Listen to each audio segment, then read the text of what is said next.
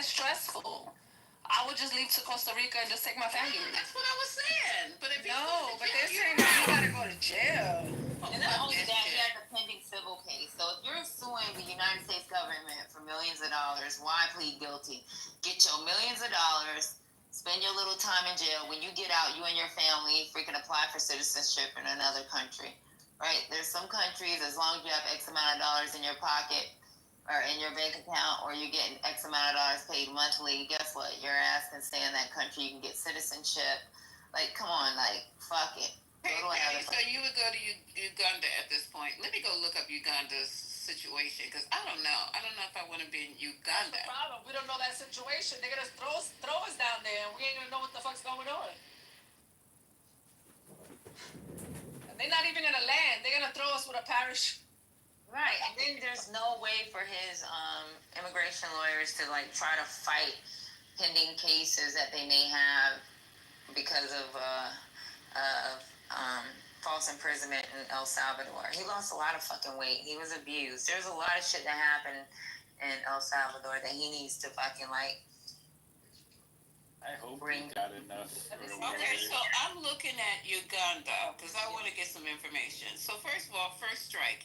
It's a landlocked country in East Africa, but it has a diverse landscape, including snow-capped, can't pronounce this, mountains and Lake Victoria, Africa's largest freshwater lake. Okay, it came up another point with the freshwater lake. Abundant wildlife, including chimpanzees, mountain gorillas, and often referred to as the Pearl of Africa. English language is spoken there and Swahili. Government is utilitarian. Okay, I don't know what the hell that means. And then nicknamed the Pearl of Africa. I said that. It's formerly British. That's why they speak English. You can move the Kampala. Is he going to go to jail in Uganda, or is he just going to be let out? I mean, like, let free? He's going to jail there, too.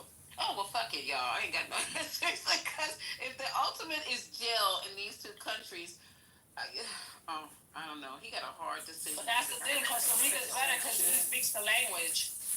Yeah. But you have to plead guilty. You got to keep saying, so what y'all want me to do? Well, I'm not pleading guilty. We taking this shit. I'm taking this shit to the grave. So if I die, my wife is gonna continue pursuing. Let me tell you something. If he get $1 million, I'm looking up the housing market in Kampala, and that's the capital. Yeah, Kampala. It's a place to live. You can get a really nice house for like $280,000. He gonna win. It's just he gotta ride it out, and that's just. And how long is that? Man. How long is this ride? God only knows. Jesus Christ. Yeah, I hope he has people around him who are really giving him, and I'm sure he does. I hope civil he does. Rights lawyers, yeah. Who are telling him these are the options. This is what I would do, or this is what I think you should do in your situation. Because listen, they want this man. I told you when he came back, I said they are going to get him,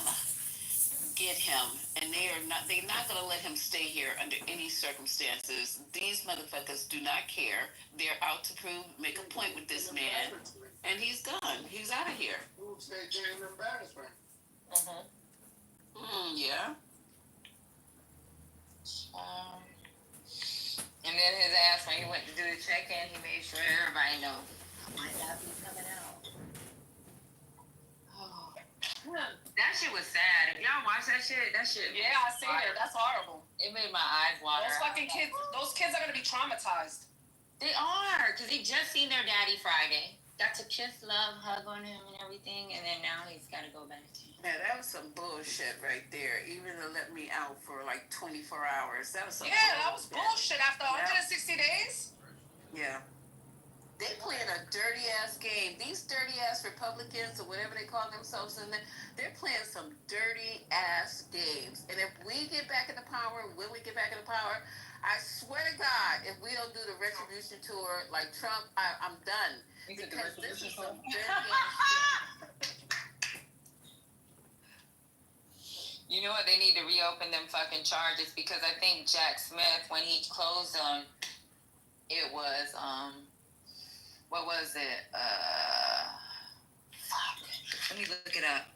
But I believe he closed them with room for reopening. But then there's a statute of limitations, so you have to like bring those charges on as soon as they fucking hit firm. Let's see. And see, there's a problem, Pure Blood. You know, you fell into this. I don't even know I'm talking to you because I got time, I guess, and I'm bored. But you fell into this whole thing. The Democratic Party is not all about homosexuality. I don't understand why you guys think that is our number one fucking focus. Let people live. It's none of my fucking business what people do behind their doors under their roof. And it's not yours either. If I come in your house and look and see what the fuck you doing sexually, it might be a problem for me also. So I don't care what people do. I don't. I'm too busy worried about the fuck what my vagina is doing. I do not fucking care. And you shouldn't either. Take 30 days and say, I'm going to mind my fucking business for 30 days. And see how refreshing and freeing it is. You know, I do it every day. Today is the first day of minding my motherfucking business for 30 days. And I do it every 30 days. Pure Blood, get up here. Blood, he got issues. He's not on his. He got to give his back either. Pure Blood, like, what is it? Well, how is it affecting you? How someone else lives? It's not fucking. How is it encroaching your home? Who said all that? You talking about? Okay, let's scroll up because you started talking about. But that you said, but you added liberals. I mean, what the fuck is going on? Just say, okay, if you would have just said, oh, you know, and also they don't believe in homosexuality, which no one is talking about, I probably wouldn't even said shit. But then you attached it to a group of people. Seriously though, go speak to some people instead of writing in the chat. If you go talk to people at Starbucks or wherever else the fuck, they don't care about that. They're like, we care about what's happening with us. If you're gay, good for you. If you're lesbian, good for you. I don't give a fuck if you binary, unnary, two-nary, three-nary, four-nary. I don't care. I don't. I spend all day doing these body modifications on these people. And I don't give a fuck. You know what? That's their body. That's theirs. It's not mine. It's none of my fucking business. I don't have to live in their body. I don't have to pay their rent. I don't have to fuck them. I don't have nothing to do with them. If they decide to come in and they want to take their tits off because they want to look a little bit more masculine, if they want to go and have their penis revised because they want to be feminine, how does that affect you? How? Just how? Are you fucking them? Just how? Explain it to me why this is even in your brain, why it even makes any difference to you. The only thing I fuck up is that I'm supposed to call them she when they're he and she. I almost got fired 2 or 3 times because my brain has to. No, it's serious business. I almost got fired 2 or 3 times. Different facilities that I go to when they're doing these augmentations and transformations, and I'm looking clearly at one thing, and my brain just have to, you know. And sometimes I go, okay, sir, and it's not a sir anymore. And I have to stop that. That's my bad. Me. So anyway, I'm sorry. I didn't went on a tangent for nothing. Hi, everybody. Good morning. Morning. Hi. Yeah. Hi. Yeah, Lisa, I'm listening to you, and I'm just thinking a lot about how human beings seem so threatened by what is different from them. I mean, this thing about, we talk about the other, xenophobia is all based on fear of the other. That's the actual definition of it. So I don't know what exactly happens inside of us, but if something feels too different than either my concept about myself or the choices I make, suddenly it's a threat. And so what you're saying is just so clear, which is, what the fuck does it have to do with you? How does this threaten you? Why are you wasting your time and energy to even engage in any question in your mind about making a judgment about them? That's just insane. This is a Really group stop of and liberal, break it down. socialist, So Marxist, that's what I communist, wanna say. Democrats here on Clubhouse, And letting thank out all you. their And dirty the little point secrets. About, somebody made another point in my room years ago. Well, that we're paying for it. Okay, I've never looked at who's paying for this shit. When I have the chart, mostly because I don't care. You understand what I'm saying? It should, you think Medicaid pays for this? I'm just asking. Yeah. Medicaid don't even. Medicaid don't even pay for plastic surgery. Hello. Okay, you may get a breast reduction with Medicaid if it's damaging your back or if you have multiple rashes underneath your breast. But let's be clear, a lot of this is fucking cash or some private shit or half private, half cash. And Mel, I have the chart sitting right in front of me, and I don't give a fuck. I've never gone into the financial section because I'm too busy taking care of the fucking patient and documenting my narcs and my vitals and shit. And I'm being honest with you guys. I don't ever look because it's none of my fucking business. As long as I get paid at the end of that shift, it's on. When I don't get paid, then I'm interested. Other than that, people come in there to make decisions about their personal body, right? I don't agree with the fucking clit piercings, but you know, I know a couple of friends who wants to get that shit done. I don't care. It's like I'll go with you to make sure you don't get a fucking infection. That's the only part I'm playing. But and that's the thing. A lot of these people that complain about this shit, they've never even been around a trans person in their life. Never. Y'all have never been around a trans person. They've never seen one, been in the bathroom with one. And if you did, you didn't fucking know, clearly. Yo, let me tell you guys a quick story. So, my brother-in-law, he unfortunately passed away in January. So, but he was really active in San Francisco. He was really active in San Francisco, like super active. And he was given an award a couple months ago for his work. And his two parents, my in-laws, they're both like super MAGA. Like they're super, I mean, military, Catholic, like hardcore Republican, right? But the award was at a gala. When I say a gala, it's GAYLA. A gala where there's hella, it's deep San Francisco, right? And obviously everybody there is super active, like in the community, LGBTQ event, and they were there to accept the award on their son's behalf. And so I got to see like two hardcore MAGAs have a great time with a bunch of like LGBTQ folks, and they got to see like the other side. Like, dude, these are real people, y'all. Like you guys are, you know what I'm saying? And they were in front. They were getting a standing ovation because, man, my brother-in-law was freaking the shit over here, dude. And so, yeah, I was just like that was like an experience, and they get to see that side. And they signed up to donate and everything. Yeah, it was like sponsored by what's her name? Pelosi's, I guess, nonprofit or whatever. And they were like, "Hey, are we gonna get to see Pelosi?" Like they were like excited. So it was like a really good experience to have them like see that side. This was your brother, Jeremy? Nancy can't come out of the dark. What was that? Oh, I was just asking, these are your parents. This was your brother? No, this is my brother-in-law. Some of my in-laws. Brother. Oh. His parents, yeah. So my wife's parents. But he died, is what you said. Yeah, he passed away, unfortunately.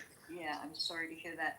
So what you're saying is that it took them seeing the celebration of his contribution and his legacy for them to realize the people they were hanging out with were normal, regular people like them, and it can make him do something. I mean, it's poignant and sort of bittersweet that he probably didn't get that kind of acknowledgement when he was alive.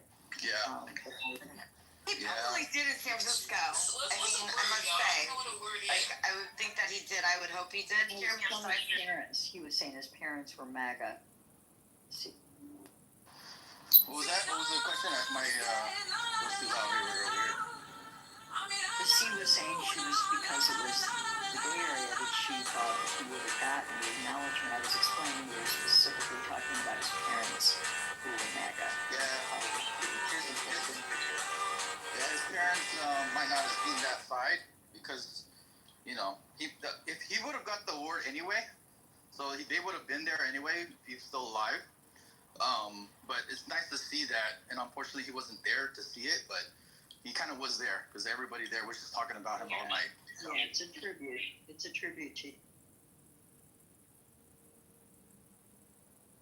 but also a great example of what happens when you put human beings together in a room, take away ideology, take away labels, and see them experience an actual real person just like them as a person, seeing people as people. I think from now on in this space and everywhere else, I'm just going to say my platform is human rights, period, and it covers it. Because I think all these labels really get in the way. But that's a great story, Jeremy. I like that. And circling back, y'all, if you don't mind, to Brego Garcia, if you don't mind, because I'm an advocate of human rights, and you guys know it. I don't care who the fuck. And then when you start talking about children, I'll lose my mind. So, special reminder: do not talk about kids around me. Okay, so they're saying that Brego Garcia, y'all, we're all hoping for the best for this young man. They're saying that he will never. Well, let me go down and put this down. Find out where they said it here. They said he will never be free on American soil. So if you guys understand that, he has to make a critical decision today. I know what we would like, and hope if hopes and dreams were something. I don't remember the end of that, but he's gonna have to make a critical decision today, and it's very, very fucking sad. He's either going to Uganda or he can admit. Costa Rica rocks. Go to Costa Rica, we talked about the Costa Rica aspect, but he'll still be in jail. I thought they were just gonna parachute him in and let him. Yeah, I didn't either. I thought they were going. The way they're making it seem like if you just say you're guilty, we'll send you to Costa Rica, but it's not that. They're saying I'm gonna read. Because if he's going to go to jail in Costa Rica, which jail is better, Uganda or Costa Rica? So I'm trying to read here and make sure that's the options. Costa Rica, because Costa Rica has more American friends and people are more respectful. I have no idea about Uganda though. He's gonna. We have to think about the prisons though, not just the outside. Yeah, that's what I'm trying to research. Y'all research which prison. Is he really going to prison? Okay, because if you tell me all I got to do is say I'm guilty and you release me in Costa Rica, I'm going to take that deal because I don't want to go to jail. And I think I speak Spanish. I'll be able to make me a life with my family in a beautiful place called Costa Rica. But if you're telling me I'm going to jail no matter what, oh my God, he has a hard decision. Jane. This is protocol. The whole thing about this is that they're going to start using this as a standard. Hi, John. What's up? How you doing? Doing okay. How about you? I'm doing good. Thanks for contributing to the campaign to elect candidate Congressman John Kitover. Thank you, Jane. You're very welcome. I forgot. Yeah. Well, I'll get vilified.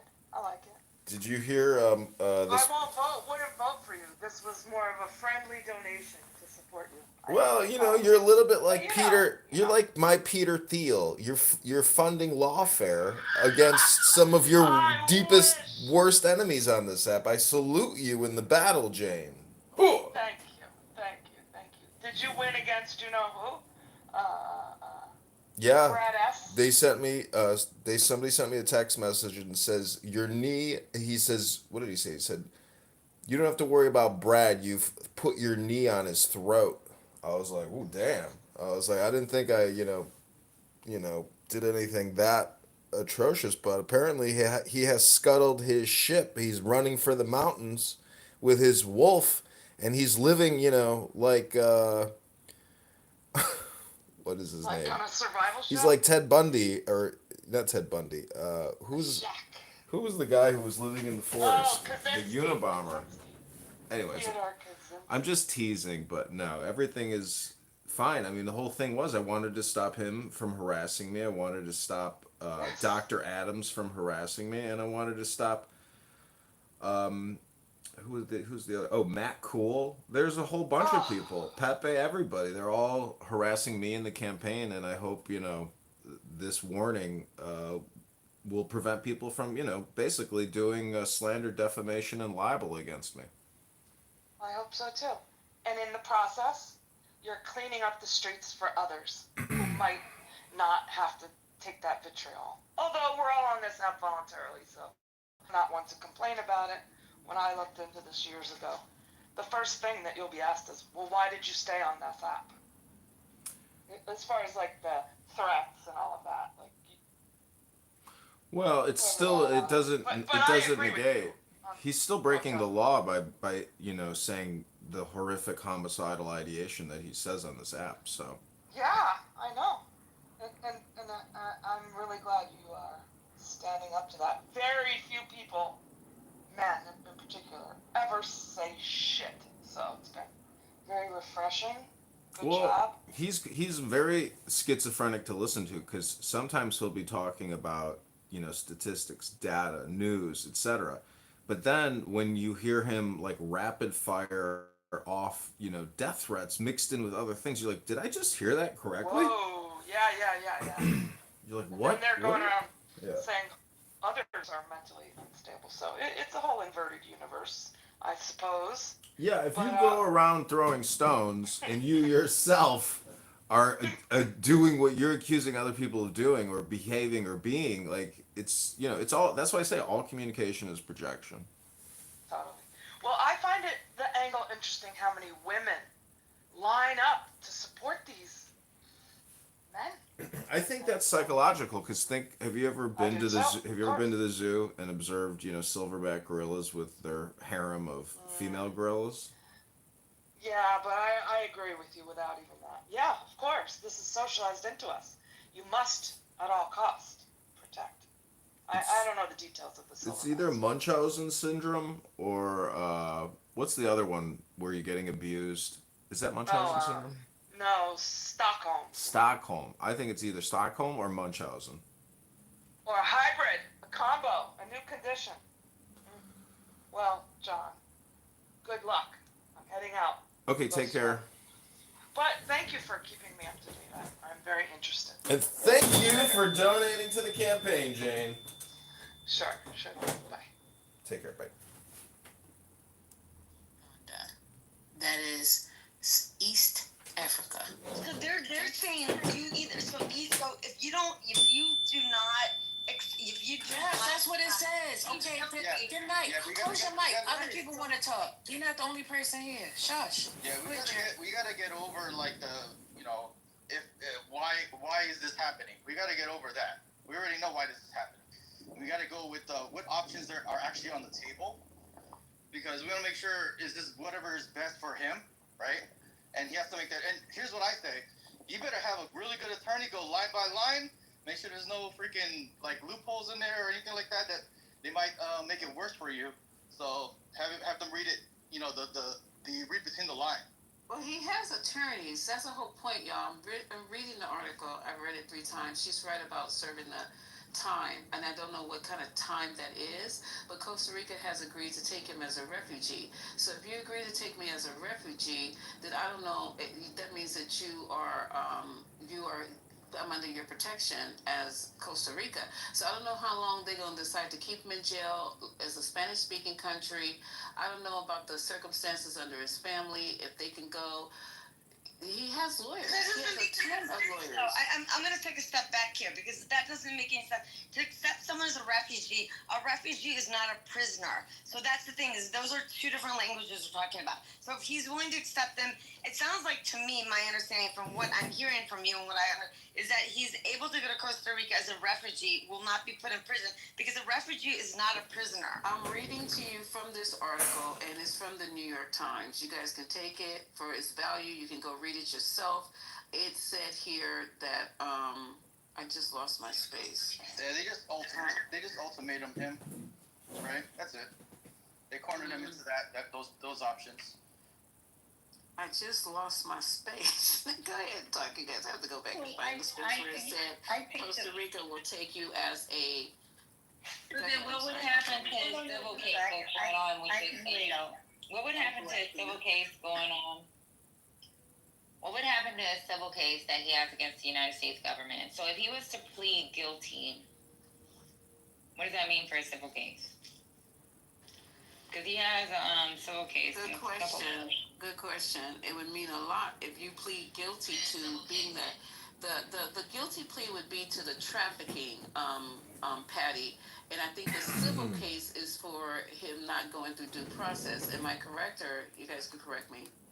Yeah, I do so. But what I was going to say is we have to remember that his so-called crime, which they're calling human trafficking, was that he had a pile of immigrants in his car crossing over so that they could get work.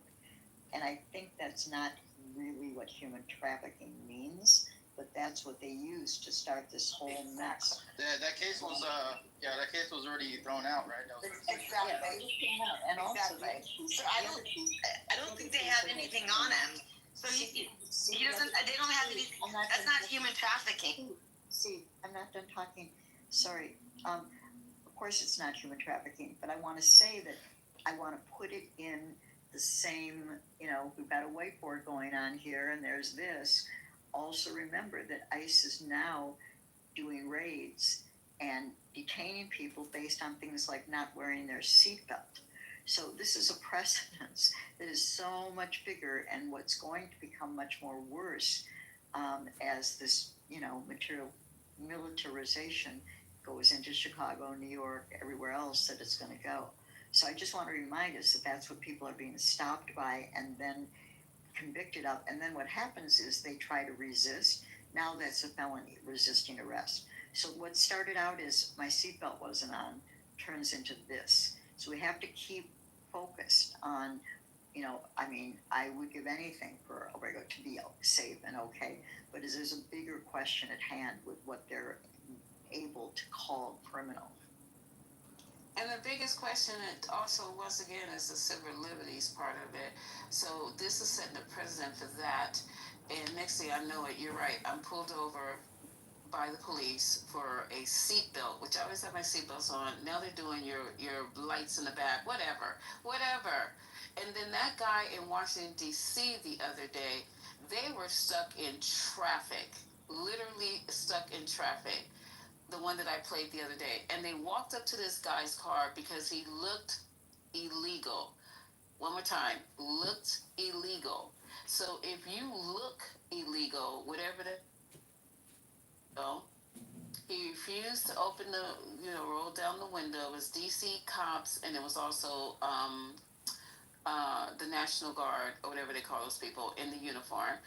They broke his window, which is the new standard. If you don't roll down your window's gonna get smashed. They pulled him out, grown ass man, through the window, and started asking him for his papers. Well, he never got a chance to pull the papers out because he was resisting arrest because they were pulling and yanking. I don't know how do I go limp, pulling me off the car and dragging me and throwing me to the ground? So, yeah, they had 12 people on him. He kept crying. Y'all remember that? He was crying. Yeah. Literally crying. Said, I'm not a criminal. I work here, blah, blah, blah, blah. They didn't give a fuck. They hoisted, they put all of them had their on his knee, on his back. They cuffed him, and they threw them in the van. Now, how is this even fucking legal in this country? This stuff go down. He didn't get a chance to go for his wallet. But the things that you're seeing, them breaking windows, breaking in barber shops, breaking the windows of barber shops. I mean, this fucking stuff is, how is it illegal? I mean, this is really, they're like throwing these people down on the fucking pavement, hitting their heads. And they don't even know if they have the right person.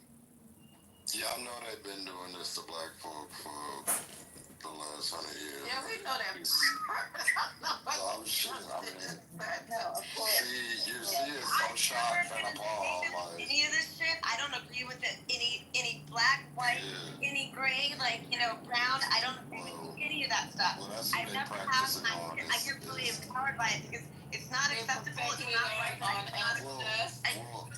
Yeah, they. Saying I punishment don't know. muzzles. It just, I don't know. I don't want to, excuse me, First Lady. Excuse. And you, you pass the gas off, Mike.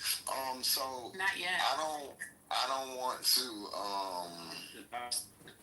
I don't want the thing to be missed that they have been doing this on, black people this is that they were doing this and black people were saying this, and nobody really cared. And now that people that look kind of white is happening to people are up in arms like what's going on. But So I know you're not giving a thumbs up, pure blood, when you just was talking about gays. You need to go sit down in the audience for a minute. I'm gonna drop you. agree with Gideon. yeah, but the point I'm making, and this isn't really towards anyone, I right? love you So too, don't love. get offended. See, I'm but offended. what I'm saying is, are you a white lady? I'm C. I'm saying that it's it's just interesting to hear, as a person who's had this happen to me several times, to hear the outrage when we've been screaming it from the top of our lungs for like years and years and years. And I mean, I understand that it is outrageous, it's bad, it's terrible, but there's the reason why you may not, from a lot of black people, from a lot of urban areas, they may be like, whatever. It's because it's like, this is not abnormal. Like, breaking windows and all of this stuff has happened to me. All of it. And I've never been a drug dealer. Like you've had the police break. You've seen. Yeah, several. No, not seen. It's happened to me. I've had my dog taken away from me. I've had all kind of ridiculous shit happen with the police. No National Guard, no nothing. But this is just what happens to, if you are a black man, but person, but man especially, I can almost, I would bet any amount of money we could just tell black men a couple pair tell their stories, and all of them will have one, all of them. So it's just, I say that to say we have to listen to our citizens, because even though we may not think black people are telling the truth, black people, like always, have been the first to let America know, hey, this is not. I would say also child labor.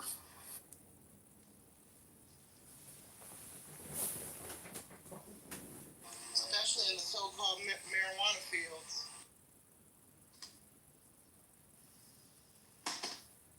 Oh, shit.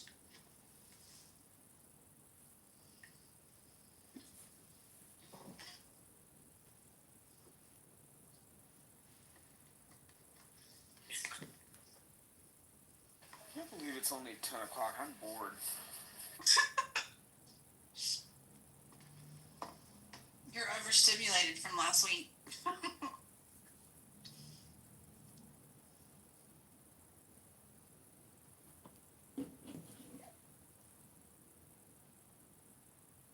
I know. I need to look and see if there's anything going on in the hallway. What's that? I need to look and see if there's anything even going on in the hallway.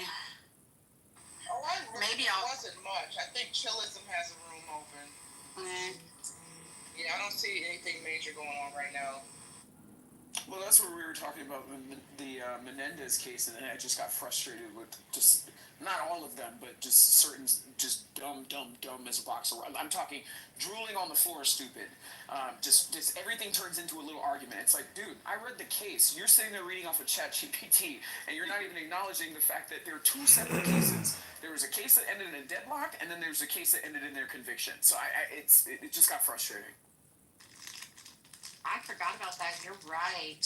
They did deadlock the first time.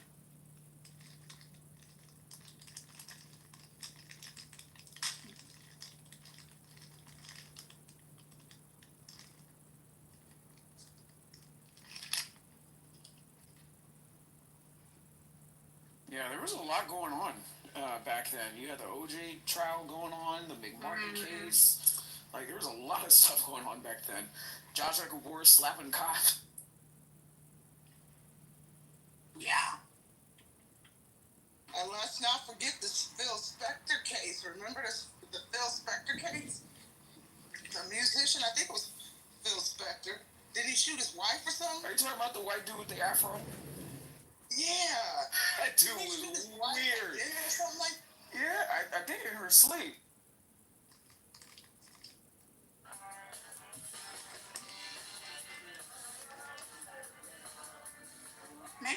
were as crazy back then as we are now. Maybe it's just spotlighted because of social media. I think we're better now. You don't see any celebrities running around slapping cops.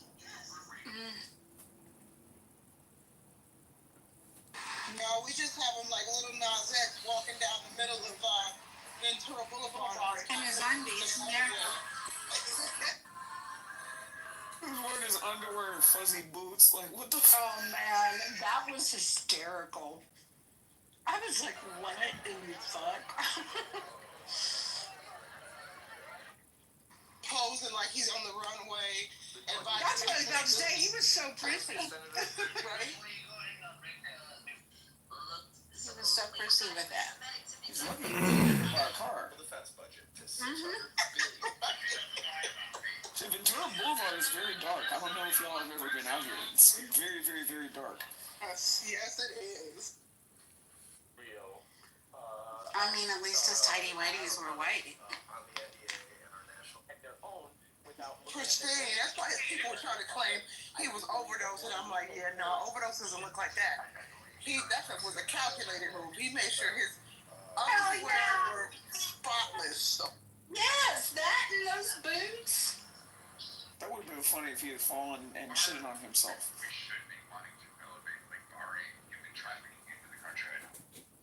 I was just like, why?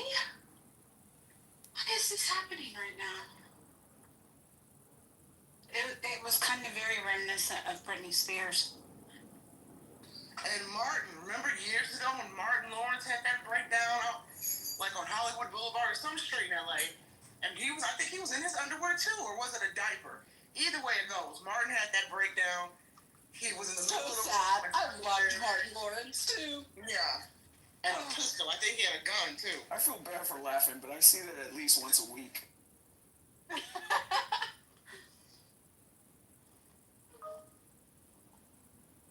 Adam says just another day. Well, no. So when I was on the phone earlier, I was calling LAPD. There was two homeless people that just, they just started setting up shop. And I'm just like, okay, this man's playing with the lighter. We just had those fires in January. Like, can you please, like, remove this person? Like, take him to a shelter or something?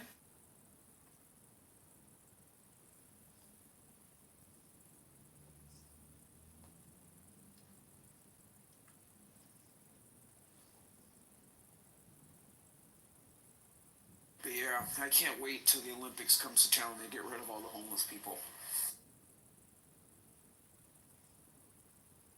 Was that in 2 years?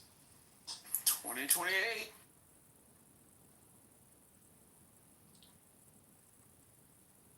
It's summer games, right? Yep. Come on, Serendipity. Where in Southern California are they going to have the Winter Olympics? I know. I'm sitting here thinking, wait, it doesn't really snow very much in Cali, does it? I guess you got to go pretty far north. I mean, you could go to Big Bear or, like up north, but for the most part, it's not really prime skiing territory. It snows in LA, in Mount Baldy. Really? Yeah. I was on Clubhouse in the snow one time. I got bored during the holidays. I just drove out there. I don't know. I guess I kind of felt like LA getting snow was like us getting snow. Yes, I can technically say we get it every few years or so, but not really. It never amounts to much.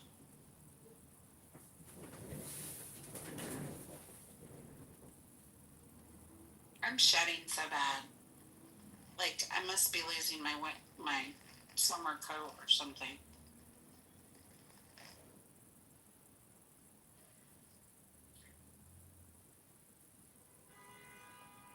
Something definitely so.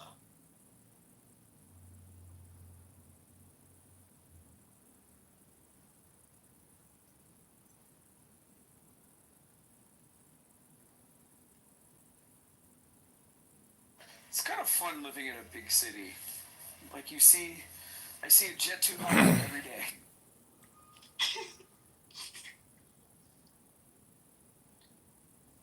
I don't think I'd like it. I like being close enough to be there if I want to be there, but it not being.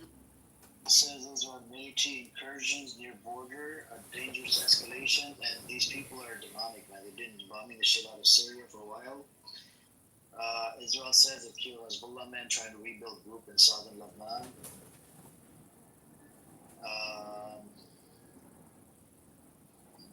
Wow.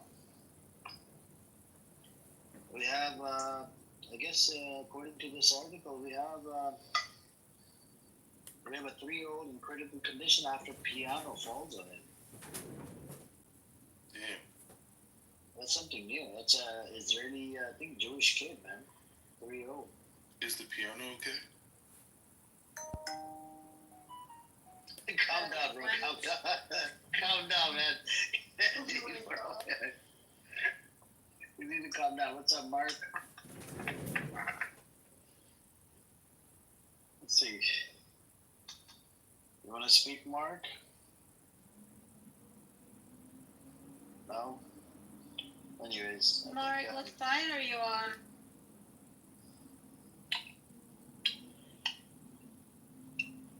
I think he's on a phone call, maybe. But you know, the app has been glitching like for 2 days as well, so. Yeah. I think it's, are you using the iPhone, Ocean? No. I don't like iPhone. But there's the Are other you using one. Android? Oh my god, you disappointed me. Why? I was gonna mock the iPhone. I was gonna mock the iPhone thing, but anyways. But you know, iPhone is like for dummies. It's like, I'm sorry, but like they created. Someone please ping General in here. Sorry? There's a brother here, General, and he'll fight with you for the iPhone thing. Assalamu alaikum. No, I think. Oh wow, speaking of General, listen to Oceans. He's saying iPhone is garbage, it's for stupid people. I didn't say that. I said that they created it for people with Down syndrome and autistic people. No, it's true. It's true. The original design of the iPhone is so you don't need to read and you go by colors and shapes. It's like the whole thing is like simplified for really simple, intelligent. General, what's up with you, bro?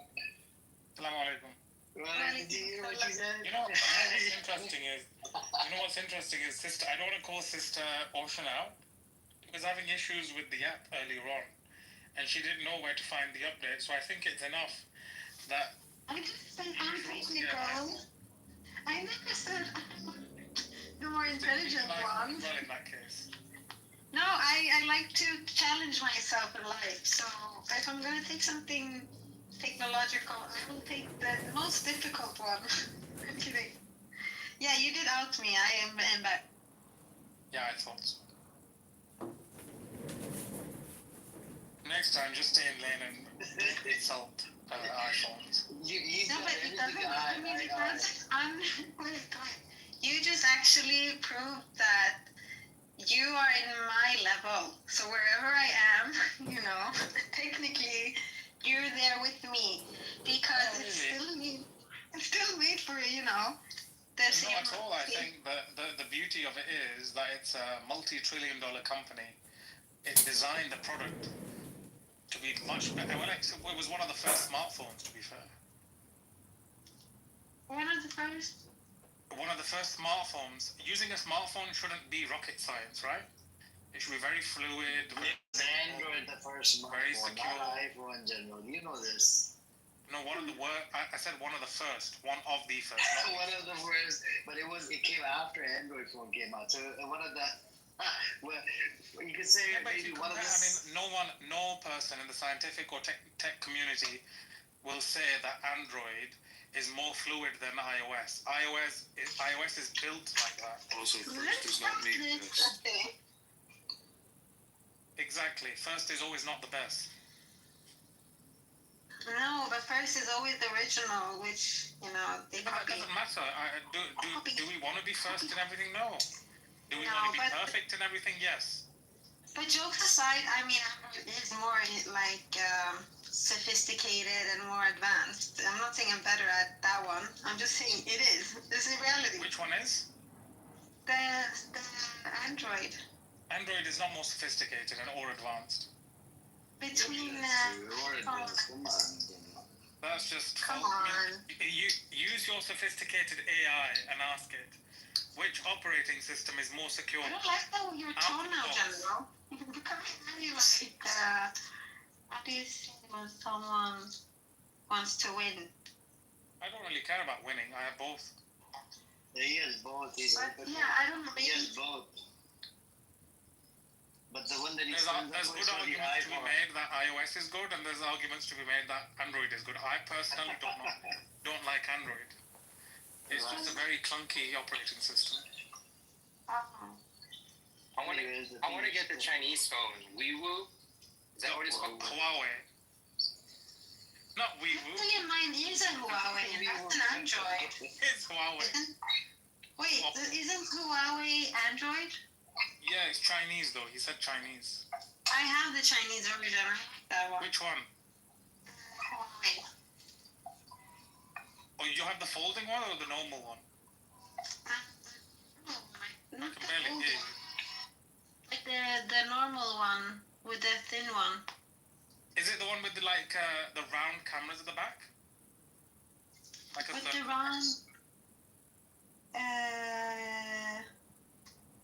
I'm not. What the brand name is? I have the Motorola. Motorola. Yeah. Oh, Motorola's American, but it's owned by Lenovo. Yeah. Okay, I didn't know that. So you could say it's Chinese, I guess. It was according to. I didn't know they still sold phones. I thought it was just they have the foldables. No, but mine is like a really cheap one too. Like mine isn't really advanced. Ah, okay. Yeah, it's not a foldable one. So, anyways, I think, oh wow, we got Zach in here. What's up, Omar? Assalamu alaikum. What up? Assalam. Walaikum salam. Yeah. Assalamu alaikum. Zach, what do you think about them going out to the hospital? That was a very quiet alaikum salam. You don't want to give me a hearty alaikum? I gave you a good salam alaikum. I did. I could say shalom. You said it under your begrudgingly. You said it begrudgingly. Begrudgingly, yep. My question to you, what do you think about the hospital attack, Zach? I haven't heard about the most recent hospital attack. I put the article in the chat. If you scroll up, you'll be able to see it. Put the link in the chat. All right. You want to see it? I'll put the link in the chat again. Israel, hold on. Hospital attack. And guess what? Journalists, 20 people, 5. Trump was pissed off. That's a lot of journalists. Trump was pissed, and guess what? These are mainstream journalists. Last remaining voices reporting about the dying silently. All right. These fuckers are killing mainstream journalists, your white brothers and sisters. You starved. I'm sure they'll find a way to defend this. Ceasefire now. Okay, great. Ceasefire now. Let's have a ceasefire now. I agree. Ceasefire. Yeah, but do you agree that they are targeting hospital workers? They're targeting people who are appear to be hospital workers. I don't know if they are hospital. They're targeting journalists and hospital workers. Do you agree on that? No, nobody's appearing. Shlomi, our friend Shlomi. Mm-hmm. Do you know Shlomi? Yes. Do you like Shlomi? Yeah, he's okay. Do you respect Shlomi? Do you believe Shlomi? Do you believe Shlomi? You don't have to respect. Do you believe Shlomi? I don't believe Shlomi.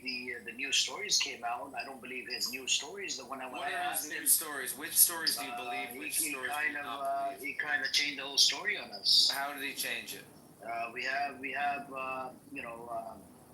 somebody sent me a clip of when I questioned him. We did a Q&A. It was an hour and 30 minutes. Some of the answers were very interesting. We asked him one of the questions. We asked him, "Would you have dinner with somebody?" I was there on that. Do you know what he said? Do you know what he said? He said he would have dinner. Yeah, there you go. What does that make you feel? What does that credit just for being a frequent fan of yours? That I was here on. I don't remember you were here. You didn't have a trash bag. I don't know your trash bag. I was probably Nature Hero, or maybe I was Ishmael the Gorilla. Remember, I used to be Ishmael the Gorilla. why would you put a gorilla's picture on there? Because you were racist. No, just like all of it. people I'm thought trying. it was racist. I'm trying to get you to change your mind. I'm trying to get you to change your mind. It was. You can be racist if I could be racist. White people can't be racist. White people can only experience racism. We're experiencing racism when what? Nobody was being racist to you.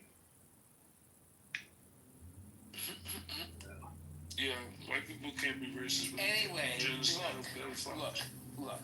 Shlomi said that he was held in Gaza as a prisoner of Gaza. And Shlomi said that the guy who was holding him prisoner was literally a journalist. And so if you don't believe Shlomi, you don't believe Shlomi, okay? But if you do believe Shlomi... Wait a minute, I'm in the middle of speaking. If you don't believe Shlomi, you don't believe Shlomi. But if you do believe Shlomi, then you have to admit that there are some people who are journalists. I'm not saying the guy was a Hamas fighter. I'm not saying he was a Hamas fighter. But he was a journalist who was also holding a man hostage in... No, he was living with the family. I didn't hear him say he was a journalist. How did he know he was a journalist? If he was a journalist, did he go out and freaking have a camera and he would record everything? I think he went out and he freaking had a camera and he was fucking record everything. He was recording what was going on with the hostages. That's how they send out videos of the hostages. He wasn't a journalist. When we asked him question, Zach, when we asked him question, he didn't say journalist. You were disingenuous. Bro, he literally didn't say he was a journalist. No, but he didn't say it. I hear you. Okay, can you provide evidence where he said it was a journalist? Not the clips. Hold on, Zach. The clips I have. Nowhere in there he said he was a journalist. He posted online that he was held hostage by... That's what I'm saying. He changed the whole fucking story. What he told us on the clips that we have is way different than what he said, what he wrote afterwards, because he changed the story after the pressure. On the clips that he had, he said he would have dinner with the guy, but did he say that he was a journalist? No, he didn't say he was a journalist. That's what I'm saying. Literally, bro, I don't know what you're on about, man. Seriously. See, now you're being intellectually dishonest. I just said about you. I just said that you're being intellectually dishonest. Zach, we have data. We have proof. I have evidence. I'm not lying. And the other day, we had Shuki that played his clip. Look, I don't even know what the fuck we were talking about. So are you going to deny the evidence that I have? What evidence that you have about that? I have the actual clip on that day when we did a Q&A, right? Shuki brought it to our attention. Shuki is the one that played it, the whole the clip. It's about an hour and 30 minutes long, all right? In this same room. Nowhere in there he said he was a captive under journalists. I think and what he did after he did whatever he did, he changed the whole fucking story. And guess what? Him and there's people on the, on a case, they filed a lawsuit against Mahmoud Khalil and a whole bunch of other people. I came across a PDF file because we have a lawyer as a moderator as well. You know Ace, right, Zach? She's a lawyer, by the way, by profession. She came across a court case. Do you know whose name is mentioned? Shalomi's name mentioned on there. Who else? Mahmoud Khalil. Who else? CARE, the organization that fights for the Muslim rights in America, that get discriminated against at the, hotel or whatever. There was even a whole bunch of cases about hijab or whatever. Some people even got fired just for wearing a hijab in America. And CARE is a non-profit organization that fights for the, on behalf of Muslims. And so Shalomi is one of the people on there. There's other people on there as well, and you have the Jewish organization, and they even went after Jews for Peace on that document. It's a case that has been filed in court of law, and even against that Colombian student. Literally, Shalomi went to Jerusalem Post. He made a comment. I don't know what he did. We asked him this question. He said he heard some names. We asked him, do you speak Arabic? He said no, he doesn't speak Arabic. And then Asa asked him, how the hell did you know about that person's name that was protesting at the Columbia University? Do you know that person got arrested thanks to Shalomi? And Shalomi fucked up the whole thing. Yeah, Shalomi fucked up the whole thing. And I was in a shock. And when he came in here, he's like, no, I didn't say any of that. Then how did the newspaper spin the whole narrative? They didn't fucking spin it out of nowhere. And then now we see a court case, and Shalomi's name is on there. It means Shalomi is in on it, and he lied to us. He pulled a hasbara on us. And that's what bothers me. And we actually have evidence. Can you imagine if this evidence was presented in court of law? His fucking whole case will go down the toilet. You can't go around and change a fucking story and lie about it. Nowhere in those clips, we asked him multiple times, who was that person? We asked him a whole bunch of questions. Nowhere in the fucking clip he said he's a journalist. And then he came around and he changed his whole story. That's what bothers me about fucking liars, man. Greetings to the room. I was in here the other day and someone said that the Gazans cannot leave, but I recently saw like this organization called Heal Palestine that has been like bringing people to the United States. So I just want to make sure I'm not being scammed and anything like that because I've been keeping up with their page. The United States canceled the visas, by the way, Sister Santos. There was 3,000 visas that they issued and they canceled it. So there's no more kids allowed, thanks to Marco Rubio. And there's some Zionist bitch or, man bitch. They got into, they canceled the visas. Well, this particular family came over the beginning of August. It's for amputee kids, by the way, Sister Santos. Amputee kids? Yeah, if your kid is amputated, then they'll bring you, but they canceled all these visas. They're going to send them back. They're going to send them back to Gaza? It's very small. It's like less than 3,000. Do you know what the population of Gaza is? It's about 2 million. We need how many kids have? 2 million? No. Do you know how many kids that died like recently last week due to starvation? Was more than 1,500 kids. Do we need to accept all 2 million of them? Zach. Did I say 2 million? I'm giving you facts. You just said 2 million, actually. I said hello, my friend. Zach. Why are you speaking in his mouth? Hang on, Ocean. I didn't say 2 million. Recently, just 1 week, about 50 to 100 kids died due to starvation. Okay, in 1 week, and they've been killing. Hold on, Zach. I said 50. Yes, I said 50 to 100 kids. Oh, 50 to 100. Yeah, and every 200. Zach, every 40 minutes, there's one child dying in Gaza. Every 40 minutes. Either due to starvation or due to sniping them. Wait, my friend, repeat that. Every 40 minutes, a child is dying in Gaza. I'm a liar, Caleb. Go ask your little Shlomi brother, the one that lied on fucking the stage. And there's a court case going on in relate to fucking Shlomi and a whole bunch of these psychopaths. They filed a lawsuit in court of law in the U.S. You guys think that you're the fucking big shots. We're not gonna. I'm a huge liar. A motherfucker Shalomi lied on my stage, and we have his clips. The other day, Shuki played his old fucking clip. It was an hour and 30 minutes. How he lied.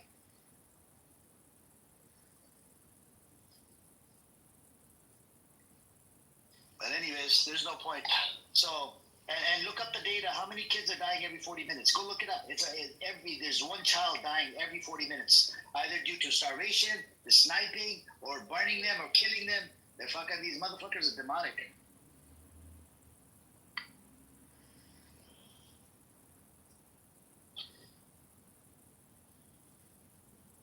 Yep. Anyways.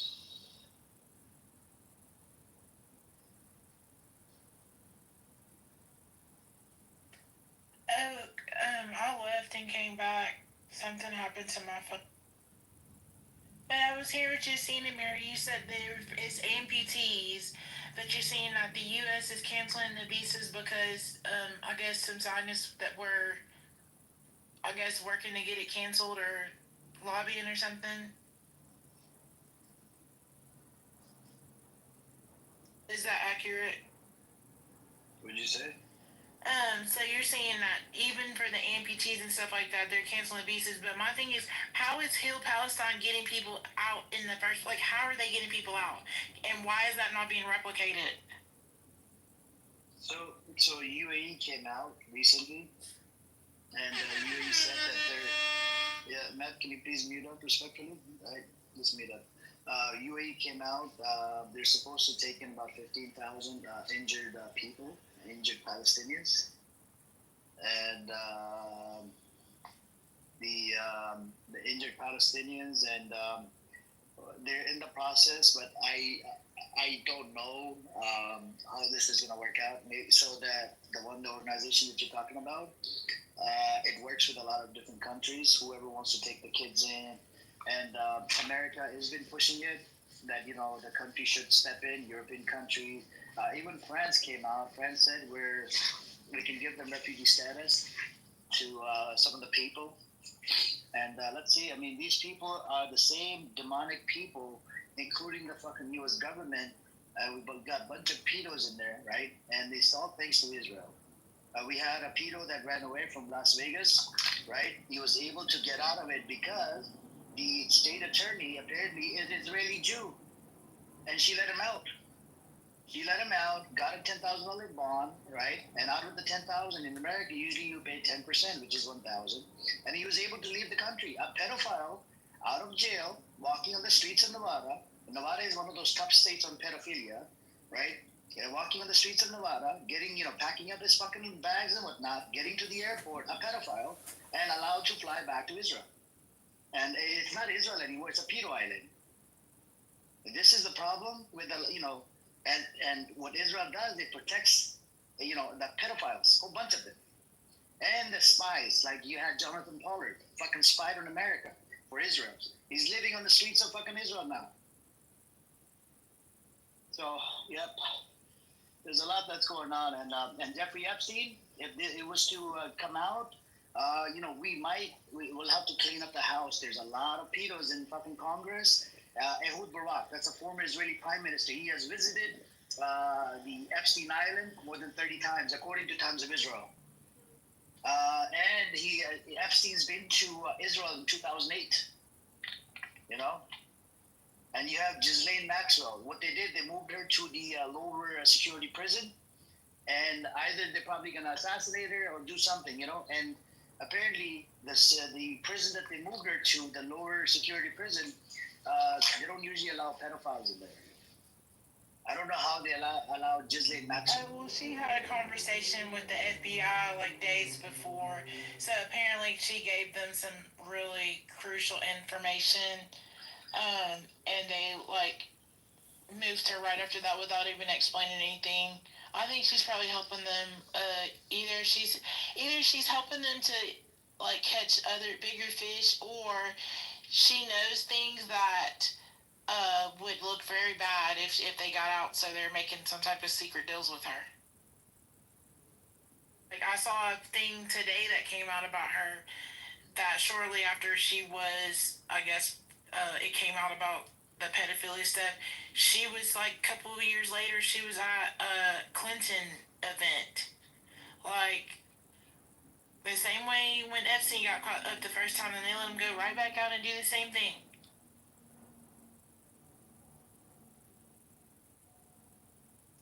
So, it's all messed up. It is all messed up. You know what the sixth step I saw under the comments though for the Hill Palestine video that I was talking about with the kid, and that they were the kids that they were rescuing and stuff like that with the family. This particular video I was seeing, people are under the freaking comments talking about, I thought the kids were starving. I thought people were starving there. Why do they look so healthy? It's so sick. The audacity of those people.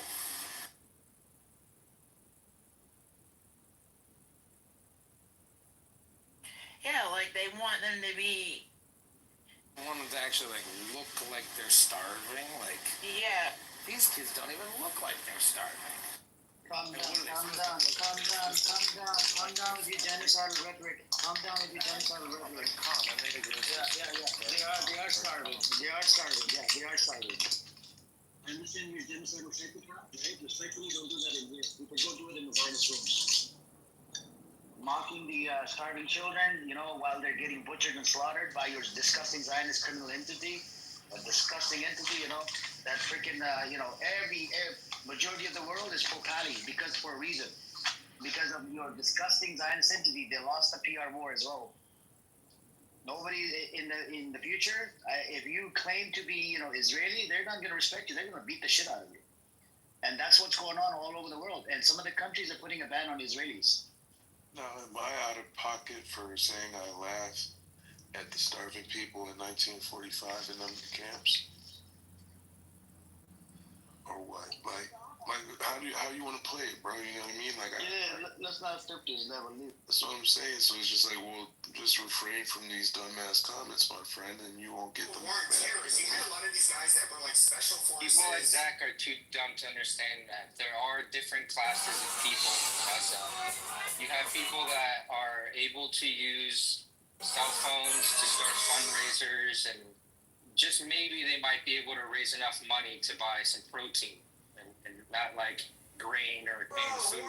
But there's a lot of people who don't really have access to getting data chips, and they don't have cell phones. They don't have like the ability to start fundraisers. And the lower class parts of Gaza, people who are already food insecure even before the genocide. And that's who the famine is affecting majority of the time. Of course, you're going to have some kids that are going to come out of Gaza that are able to seek help, and they're not like skin and bones, but that doesn't mean that they weren't food insecure either, or they weren't hungry most of the time before they were able to leave. Fucking retard. I got something for him. Hold on. Let's see. I'll be right back. Who on the stage is Jewish? Anyways. Yeah, my friend, these individuals in 1945, they look like they're doing just fine. They're clothed. Let me see. God damn it. They look like they're doing just fine in that camp right there. Right?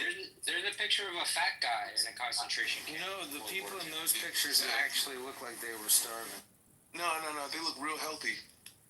No, I don't know what they're you super skinny. They're skinny and gaunt. They're gaunt. No, they're in their real original ghoul form. They're in their real ghoul form. No. What you're saying is not comparable to what I was saying. They have cerebral palsy. Cerebral palsy. It's a. Well, how can you look at that picture that you have of David and not feel bad for those people, and not be inspired by how far they've come? Okay, so the same way that you're at my neck about that, but this goofball over here was like, oh yeah, you want to see whatever snide comment he said. But once again, I'm the crazy guy for applying the same pressure. Shut your bitch ass up. Like, what the fuck are we talking about, bro? Like, that's why y'all all weirdo, goofy. Like, bro, the motherfucker said the same shit I'm saying, and y'all want to address me. Shut the fuck up. You're putting pictures of the people's Shut the fuck up. And free Palestine. It's all inhumane. All of it. I'm just giving him what he wants. Like, goes further back than that. Well, some of those people didn't survive. Many of them did not. And what's that got to do with same thing in Gaza? Sister Santa, same thing in Gaza. So many people did not survive. They died because of starvation. And I hope that they have a comeback story as well. I really do. I truly do. And they're dying every day. But then you have this idiot, Zach, my friend, right? I don't even want to attack his personal life. I mean, what I know about him. But, if I have, I can say a lot of shit about it and it'll piss him off. But I don't want to go down that path. But then, you see starving children, and it's a fact. It's not just from me. It's the U.S. Aid Company and all of these organizations that came out and said there's a fucking famine at like level 5 or level 4. I just want to say, sister, first and foremost, I apologize for crashing out. You didn't deserve that. I'd be overanalyzing shit. And once again, whenever it comes to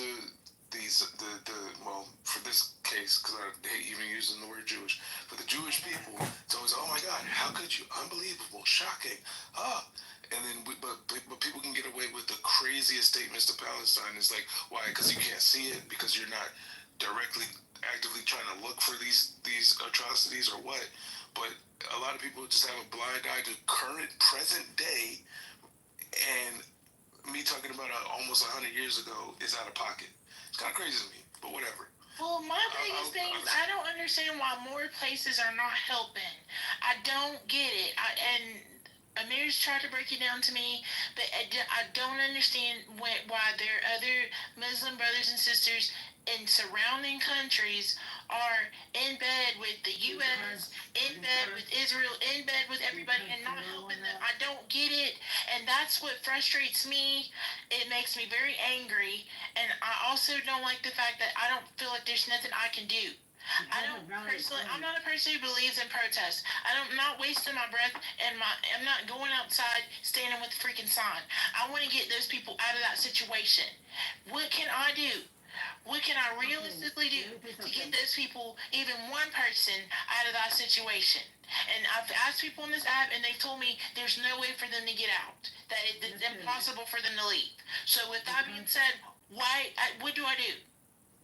First of all, Arab countries and Muslim countries in general, you don't want to be complicit in the genocide of Palestinians. The reason why they are being complicit, and they're going to have to take account. Let me say how. They're going to have to take account for turning a blind eye at what's happening to their fellow Muslims. They're going to have to turn. The world is watching.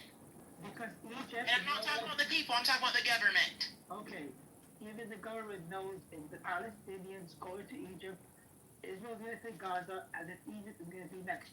They don't want to be complicit in ethnic cleansing, which I believe is a good thing. It's the duty of Western countries, especially America, to stop it. They can really end it right now. It's everyone's duty. It is everyone's duty. They can end it. They can end it next hour, but they don't want to because we all know. Why are you putting everything on the United States? I agree. The United States has not been helping, but it's everyone's duty. Our tax money pays for it. Our tax money is paying for the genocide and occupation, by the way. That is the truth. People don't like it, but it's the fact. So America is the one that's supposed to be ending this, by the way, not Egypt or Jordan, because these countries, they know if they allow Palestinians in, their countries are going to be at risk, and the Palestinians will also be at risk. Who cares? There's lives at risk. Who cares?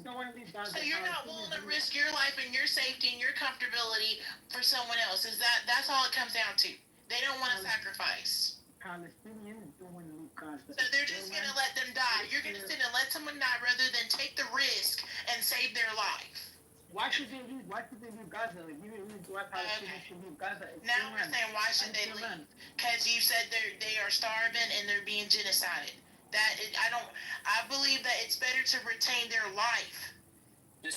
That is what's most important is their life at this point. That you're doing this thing where you blame everyone else but the Zionists that are actually killing them, and you're trying to bring what is sister saying? Sister, what is it you're saying? You say that the people in I think she's confused about whether the people from Gaza. Wait, my friend, I'm just asking something. Please mute. So I'm asking, sister, are you saying that why aren't the people in Gaza leave Gaza now? I'm saying two things.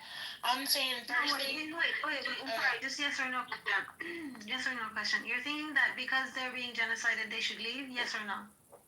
Is that your argument? I've been told they can't leave. No, yes or no? I don't know. I've been told they cannot leave. That is not an option. But if it were an option, then yes, they need to leave. So you're saying that fact is that they cannot leave, even if they would want to leave, right? And if they could leave, you say they should leave. But right now, they can't. Save their lives. So where we are in this situation now, they cannot leave. They're not allowed. What is it your argument is in this context? That what is it you're saying? That why is the government of Jordan and Egypt not doing more? Why are they not accepting them in? Why are they not fighting back? Because and they're supposed to be fellow Muslims. I don't understand that. Sister, they want this genocide to happen. They don't want the Gaza people to leave. Wait, who they wants them it to happen? Stay there. That what we're seeing right now is that basically the Israeli government is in co-op with Egypt and Jordan, right? So they are in agreement to make it so expensive and basically making it impossible for people to leave through money.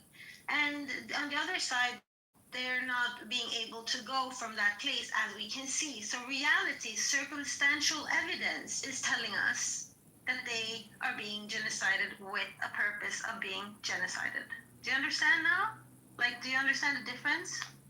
Why I get all that, but why are these other countries not helping? Why We're is not Jordan asking why denying right them now. entry? Why is Egypt denying them entry? Sister, we know why. No, I don't know why. I don't know. That's what I'm asking. I don't know why. I don't know.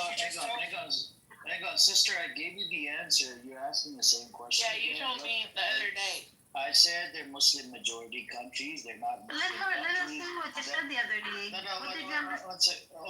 Ocean, please, 1 second. So they're Muslim majority countries. The leaders are the puppet of who? America and Israel. They get. I explained it to you in detail. You're doing the same thing on purpose. I know you want to troll, but sister, if I tell you one thing, I like you to concede to the point. Moving forward, don't bring up the same fucking point. Right? I told you this. I'm just saying that makes me angry. I told you this. I understand. It makes everybody angry, but the issue here is if I tell you something once or twice, that's it. You go with it because you know America. It's in bed. They planted a whole bunch of puppets in GCC countries. GCC means Gulf, countries, right? The leaders are in bed with America, and they cannot attack Israel without facing the consequences for America. America gives protection to Israel. That's why Egypt on silent mode as well. Egypt would not touch Israel because the backing is by America, and everybody's scared of America. That's the problem we have, and it's the enemy within. Where we live, I live in America, you live in America. Zero is from America. Dave's from America. A lot of us are from America, right? And we, the biggest enemy is enemy within. Our enemy is the fucking government of America. That's actually, we have domestic policies, right? We vouch for the rights, the human lives, and a whole bunch of shit. But when it comes down to the foreign people and foreign nations, they get treated like shit. No human rights of any kind. Just kill, genocide them, genocide the shit out of them, oppress them, suppress them, occupy them, and do a whole bunch of shit like we did in Iraq, like we did in Afghanistan. Not to mention, in Afghanistan, we killed over 200,000 people, and we detained a whole bunch of sisters into the detention camp, right? And these soldiers, they raped the sisters. That's why America parted ways with ICC, International Criminal Court, and ICJ, because they did not want on a world stage for their soldiers to get prosecuted. And if you ask the people from Afghan, one of my moderators, she's from Afghanistan. Her name is Sahia, right? When she comes in, you can ask her, would you want those people to be brought to justice at the international court or inside America? She would tell you at the International Criminal Court. Because America is very biased, just like a fucking Israeli court is biased. And these people that have committed war crimes in Gaza, if you ask people in Palestine, they would want International Criminal Court or inside Gaza for these fuckers to be prosecuted. That literally fucking molest them, kill them, rape them, and snipe them. They kill a whole bunch of journalists. Even in the recent news, if you check the chat, they killed a whole bunch of it's forget the Al Jazeera journalists. They just sniped and killed and bombed hospitals twice. It's like what Josh said, it's a double target on the same hospital. And these journalists were from Reuters and whatnot. They're mainstream journalists. Not even freaking, Al Jazeera anymore. And Trump came out. Trump is pissed off. Trump said, I'm sad. I didn't know about this. Because Trump is not the enemy that people try to make him out to be. He's not. He's not the person that people want him to be. And I'm going to be honest with you, I feel like people need to stop putting this jacket on him and stuff like that, because honestly, he might be one of our only hopes. To get the conversation going and stuff, because he's trying to get out of that relationship with Israel. Sister, what are you saying? He's trying to get out of bed with Israel. He's been trying. Sister, Yeah, is he but on he's Epstein getting files? deeper and deeper because of all the information they have against him. Remember, Is he on Epstein? Say national, please. Is he on Epstein files? Let's go one step back. Is he on Epstein files? Sister, tell us. Maybe because he was friends with him. I don't know. I don't think, but Trump's not a pedophile. Wait. Excuse me. And Dave, brother, please don't call, sister the B word. I was doing something. I was on another call when you did that, brother. Respectfully, don't call. He apologized. I don't take it personally. I can be that sometimes. Yeah, but it's not I appreciate you taking that from me, Amir. It's just like common sense. You shouldn't call anyone a bit. Yeah, it's more so being offensive to the other women in the room. If I can break down another element of this, sister. If I can break down another element real quick, the thing why these countries are more in bed with Israel is because they actually hate the Iranian axis more than they hate Israel. So you look at Saudi, for example, they don't care how many people have to die in Gaza for them to eventually cut out a deal so that the people within Palestine open diplomatic relations with the GCC countries, because eventually they want to build a port in Gaza and then they can make money off of it. Their main goal is to separate them from being aligned with the Iranian axis, which is the axis that is supporting them with weapons and militarily and morally, actually. And then part two of that is, if you want to look at my PTR, tell me who those people are, and might answer a couple more questions for you. also, you're not taking into account that Sisi would do the very same exact thing to his people if he had to. You're not looking at that. I mean, it's not that they are worried about. Sisi's not worried about Iran. They're both in BRICS. They're both BRICS members. But Sisi knows that if he had to do the same exact thing to his people, he would. He would slaughter millions if he had to stay in power. And so would MBS in Saudi Arabia. If he had to slaughter millions of his own people to stay in power, he'd do this very same exact thing. Evil is evil. Birds of a feather flock together.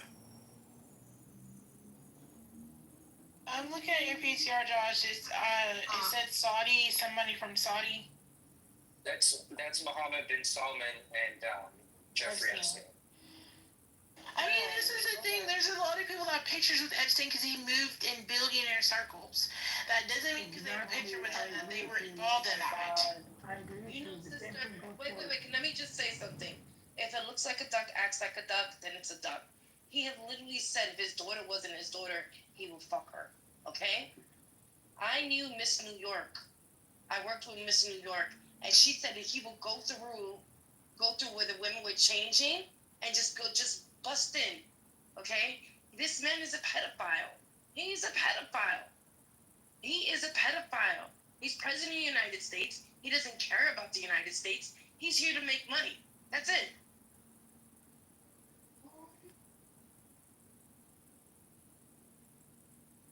Why is he pretending? Why is he pretending as if there's no Epstein list? Oh no. Oh, by the way, the White House just opened up a TikTok White House, official TikTok White House. They got trolled so bad saying, where's the Epstein list? Where's the Epstein list? But even his base is asking for this Epstein list. Understand. I don't know. Listen, my next question, my final question is, what can I do to help the cause? I don't believe in marching. I don't believe in any of that. I will donate money. I will do things that will result in actual change. But I'm not getting out there and holding up no sign because I don't think that does anything for anybody. I didn't even do that for George Floyd. So my question is, what can I as an individual do to help, if anything, to help the people of Palestine? It worked in Australia. I mean, those people protested. They crossed that bridge. When they crossed that bridge, that was in the 1960s. I've got a question actually, just on building. I want to hear to you fucking Zionists right now. What? You don't want to hear from let him speak. We need the opposite side. Yeah, I mean, if you don't want to hear from me, just go ahead and boot me from the room. Please hang on. No. Hang on, we need to hear the other side as well. Go on. I have a question actually. My sister is asking, what can she do to help the people of Palestine? She doesn't want to go out and protest, but she wants to maybe donate money or something. So my question is, do you think that if she were to lobby or advocate or encourage her friends to advocate against Israel, like if Israel had less power, or if Israel aligned with the United States, or if we stopped sending money to Israel, basically something that would make Israel less powerful. Well, we're about to elect, inshallah, the new mayor of New York, who's not taking any AIPAC money. So we need to start electing politicians that are not taking any type of AIPAC money or any kind of Israeli. So would you? Is this your attempt to answer my question? Okay. I just said it. So what? Can you repeat the question, Zach, so we can dive into it? Comes to headache medicine or anything, first aid, everything is set here. Like they have everything they could possibly need. So are you part of HR, or in some way you administer this kind of stuff, or no? I'm kind of, but I'm not really. I wouldn't say officially. Because you could just give everyone, like a $20 gift card a week for snacks or whatever, and then people don't have to. What's that? Didn't that say you keep the out your mouth? But it's Philadelphia needed.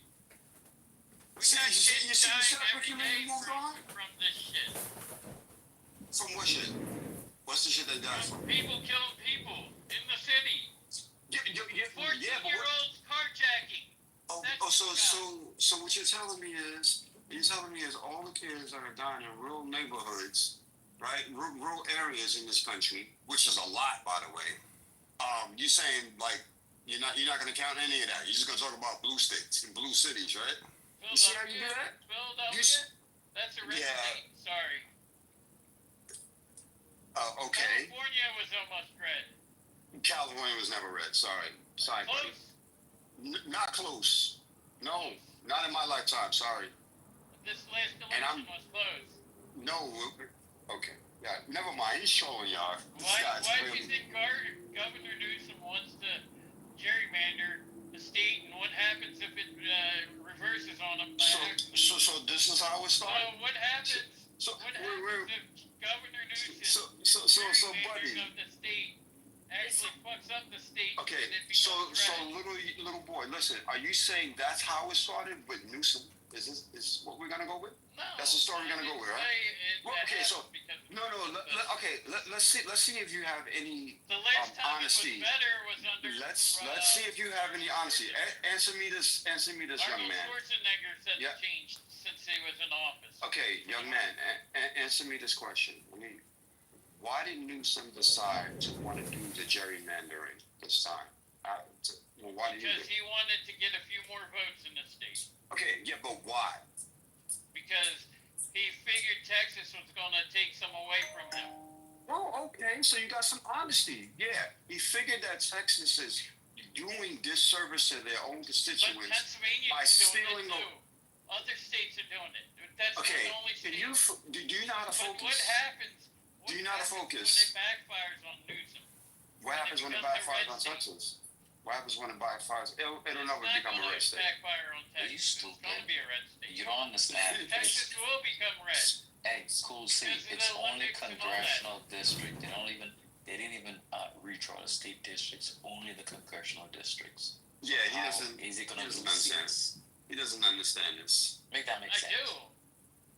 Pennsylvania's even gerrymandering. New York State wants to gerrymander. Yes. Why? This is nothing new. Come get your board. This is nothing new. Okay, why? ML, he's having a hard time now. Why? Because they think that that's the your Democrats boy. are going to be best for America. Nope. When the Republicans push, everybody should get a job and everybody deserves a job, and you care more about the illegal immigrants taking your jobs. But the states leave. Illegal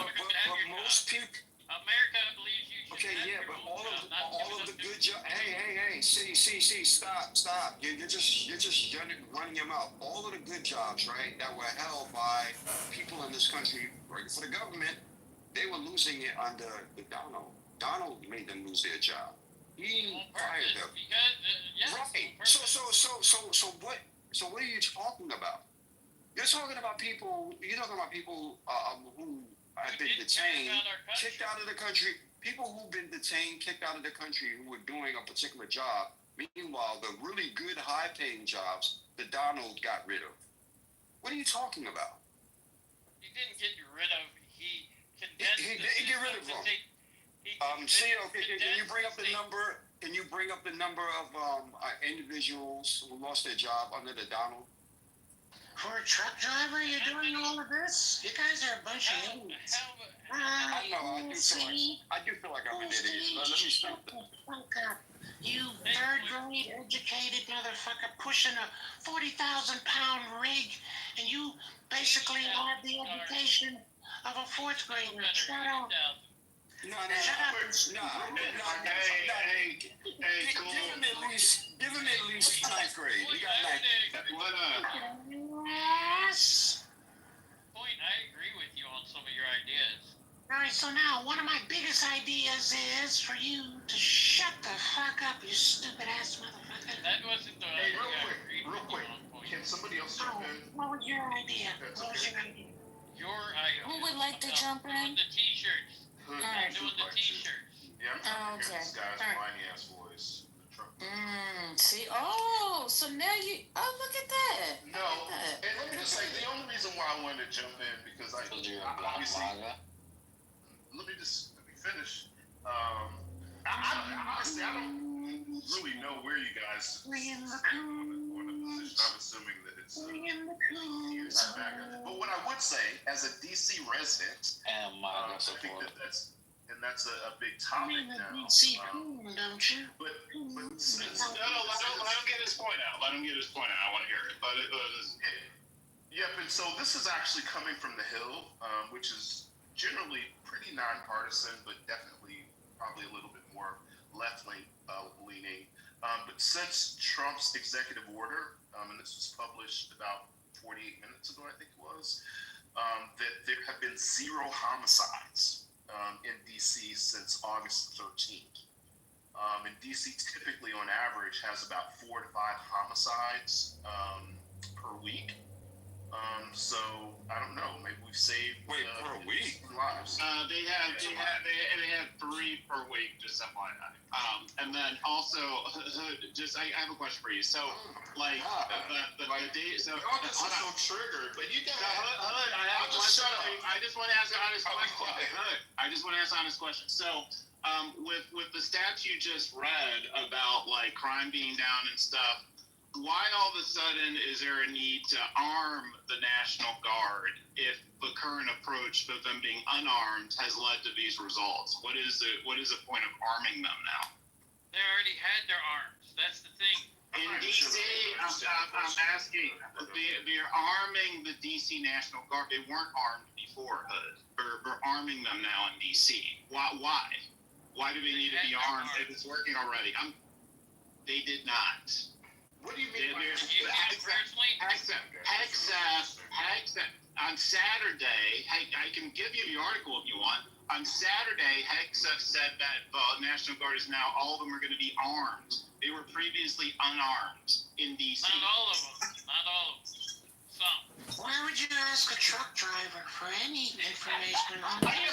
I mean, outside of like the National Guard being armed, could you maybe just answer my question? Because I literally have not spoken much, but I mean, like whether or not the National Guard is armed or unarmed. I didn't know that piece, but I mean, like, can we like just sort of ignore the fact that there have been like no murders in DC? It's wonderful. Hey, Hood, it's wonderful. It's wonderful that the last 10 days. Crime is down. That's Now, I wouldn't say that there haven't been any carjackings. This is having an impact on the business community in DC as well. That is true. That is a good point. And so, nothing is happening. People feel like they're under a military occupation, walking down the streets with their papers, because this is the move. So I think, yeah. I don't feel like that as a black DC yeah, resident. I'm sure. If you want to take Why are that you as a talking win, over this woman? if you want to take that as a win, Why can't I even speak? that's wonderful for you. But this is not America. This is not America anymore. For you to feel, just to feel, because we talk a lot about feelings. It doesn't have to actually be the fact, but for you to feel safe. It's ridiculous. It's an enormous sacrifice for your feelings. Why would you have to walk down the street and felt in DC with if you're black with your people? People do it every day. Cool.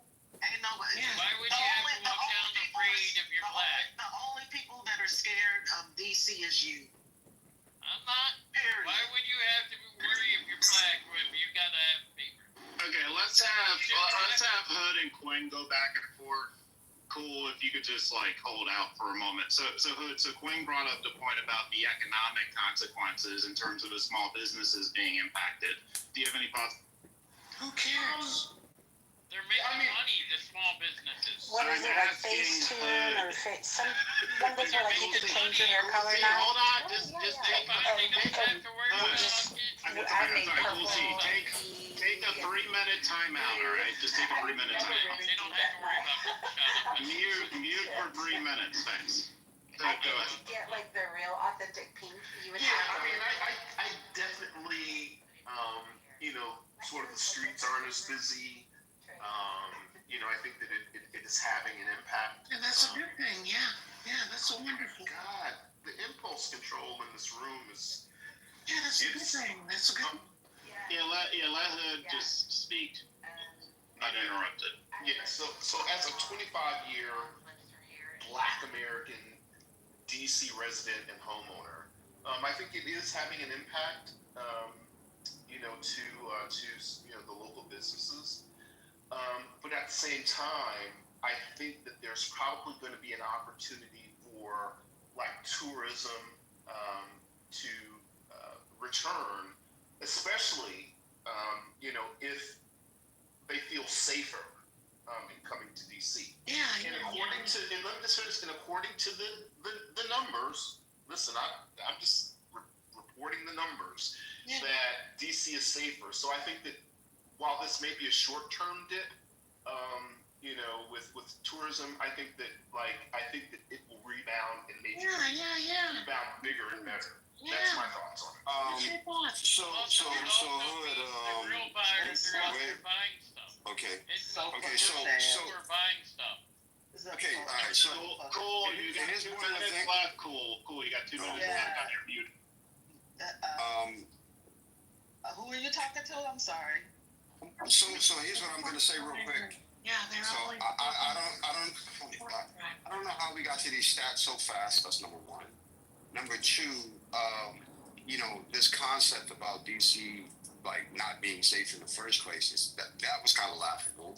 I know lots of other DC residents, and they never felt this way. And I've seen the stats before. This whole National Guard thing, and it was already low. So this is kind of weird. I don't know why this was ever a talking point, and why do we even need to argue this? It's just wrong. Like, it's all fucking fake information. So you're saying that, like, let's just say, like, let me just say this. So they can probably fudge numbers like, robberies and burglaries. Forget fudging. I don't think that you can really, like, fudge, like, murder results. Like, somebody. Yeah, correct. So But what you're ignoring is that what people are reacting to is being occupied. So all the time, you remember when motherfuckers was going, popping their heads off about the lockdowns and what if the National Guard was deployed to make sure that people complied with the lockdowns? Like this is not an emergency situation. People's freedoms their sense of freedom. You talk about their sense of safety.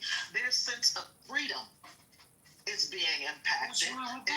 It's impacting your local economy, right, negatively, as it would impact our economy in Chicago, while we're still getting major tourism dollars.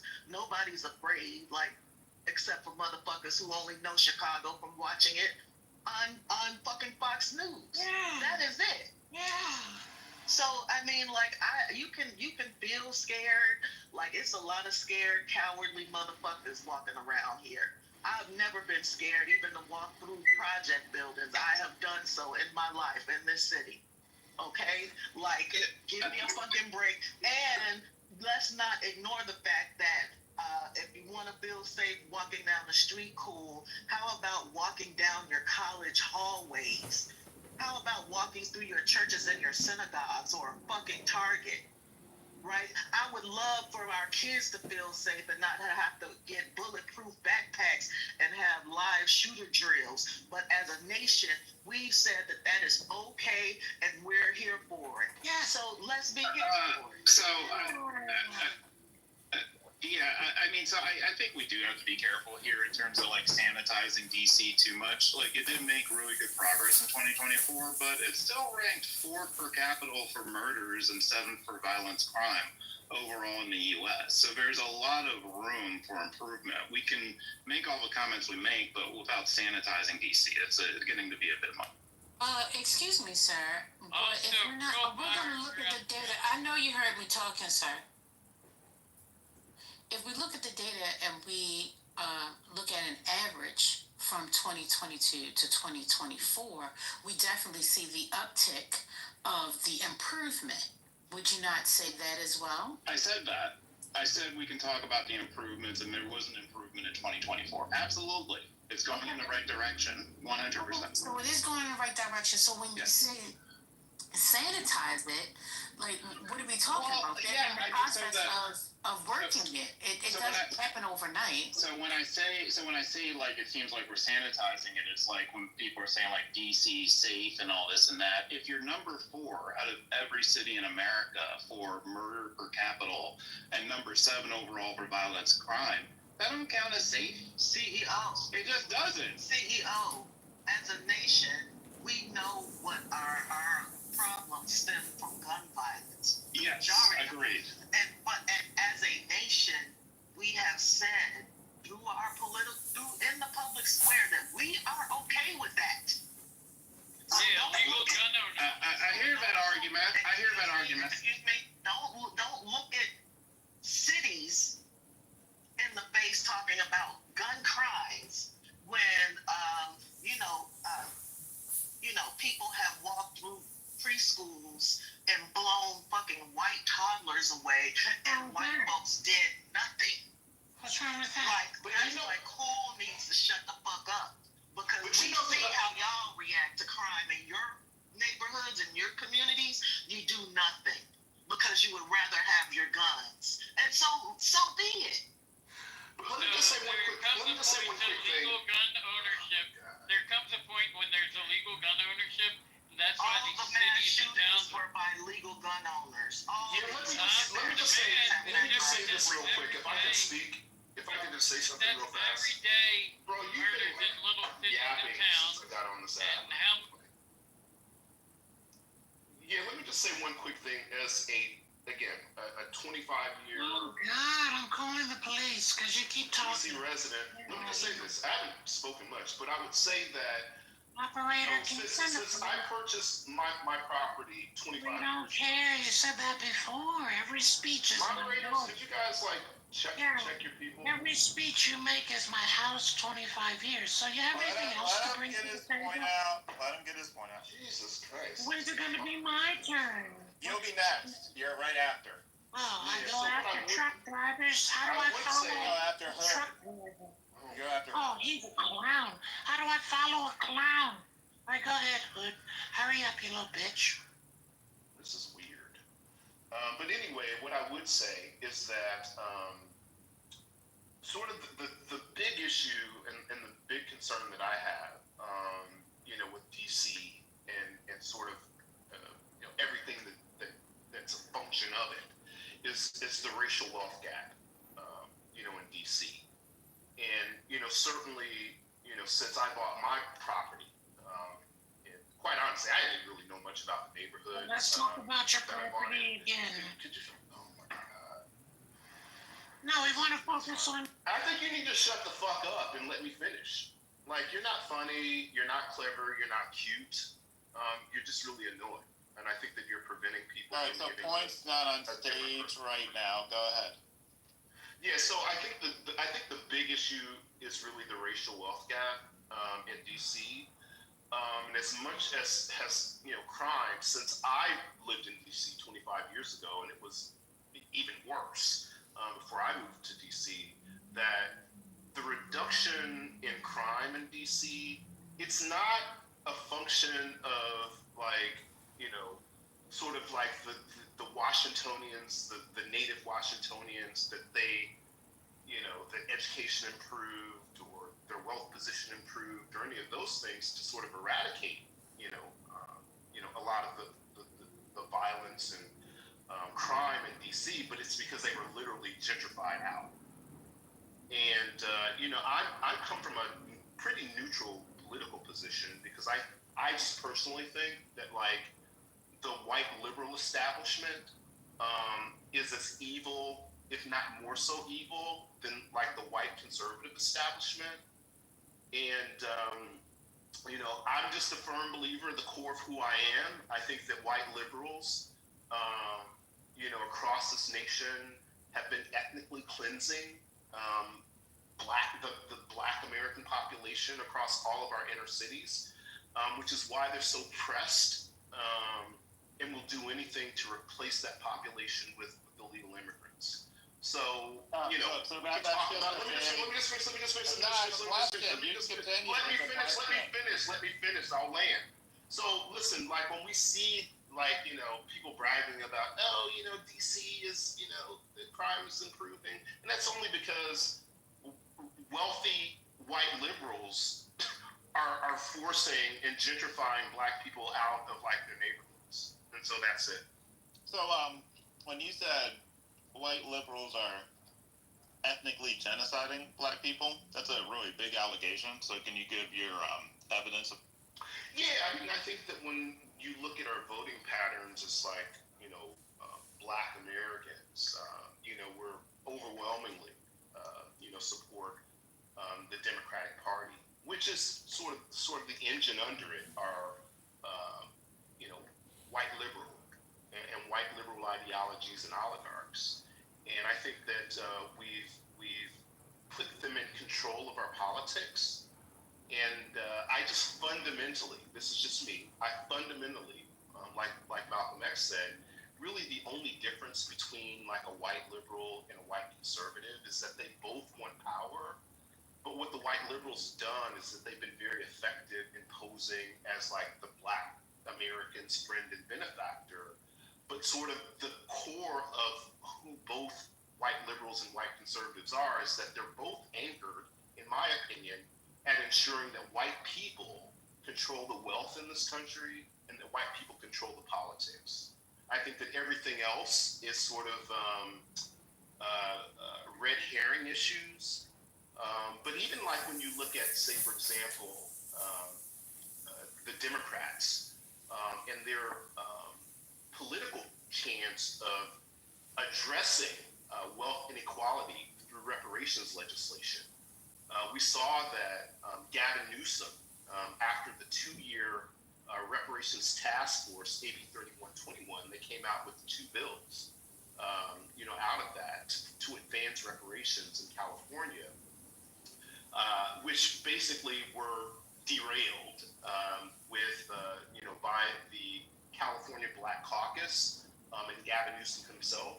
And then even when we look at Westmore in Maryland, he had an opportunity to create a reparations task force. Oh, stop. Let me finish. Similar to California. And he vetoed it. So yeah, white liberals. I think. Listen.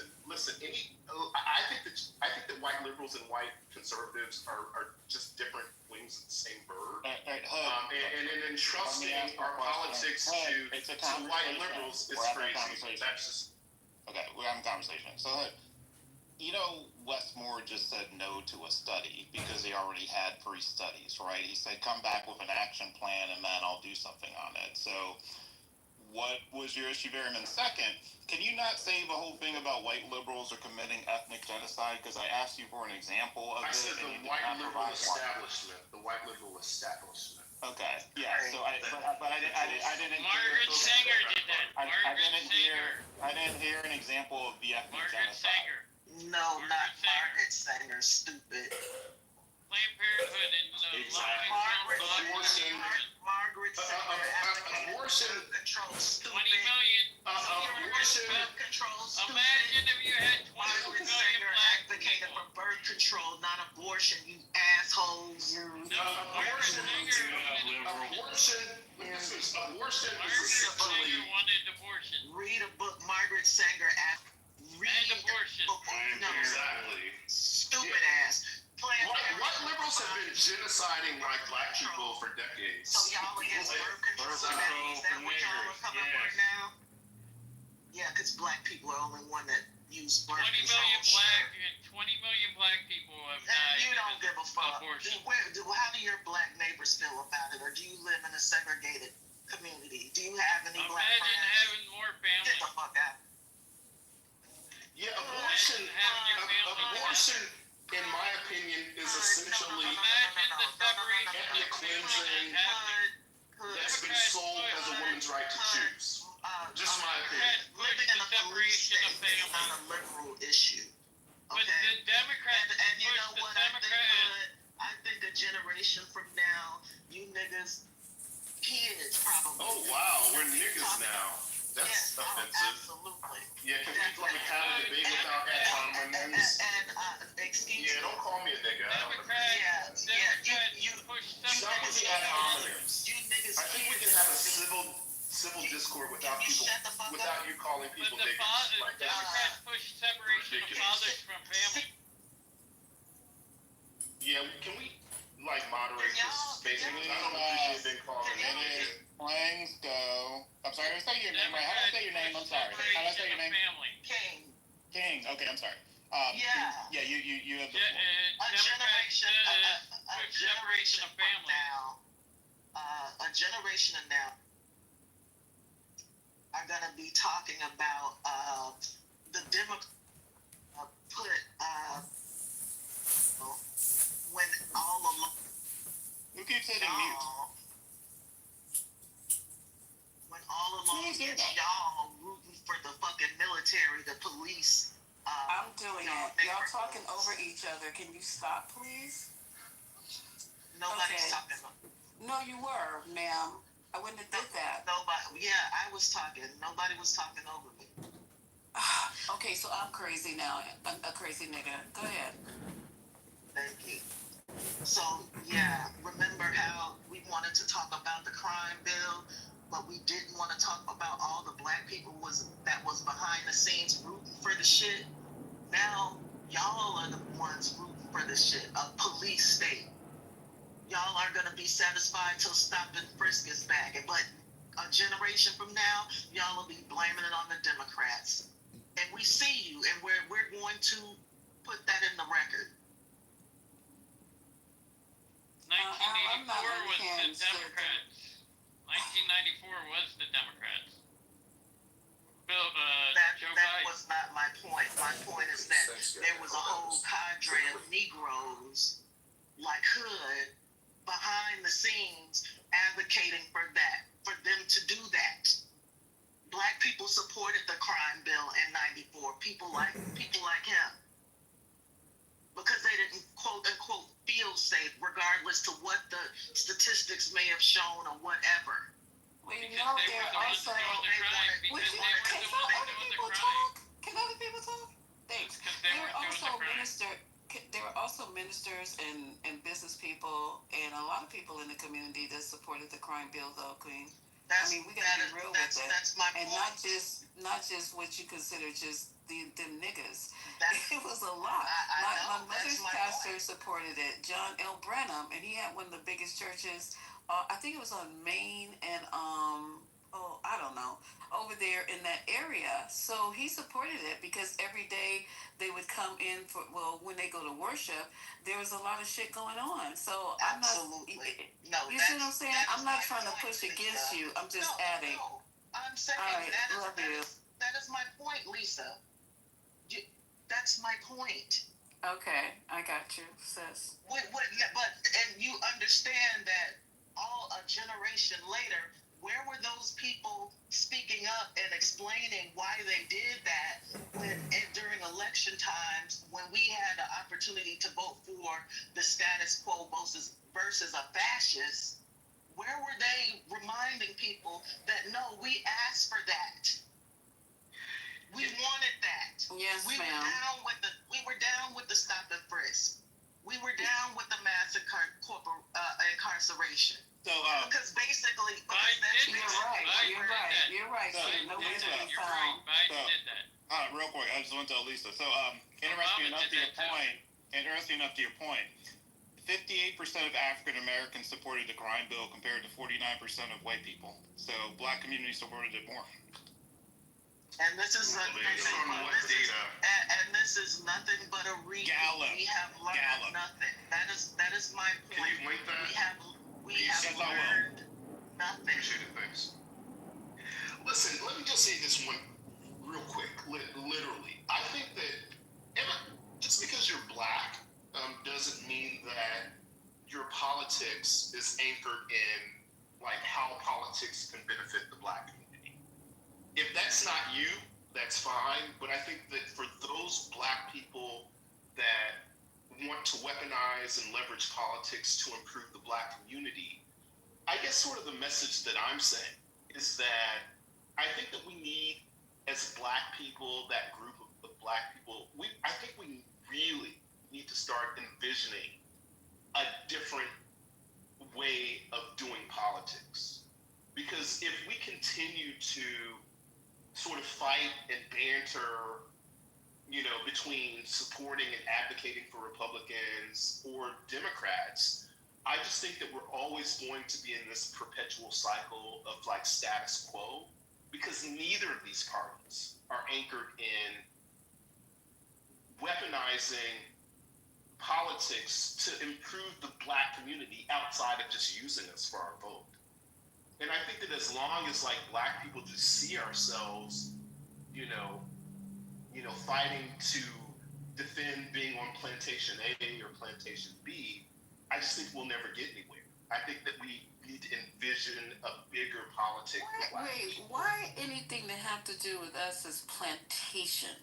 I don't know why you keep using that terminology. Plantation mindset. There's nothing about black people that are. Are you gonna talk over me?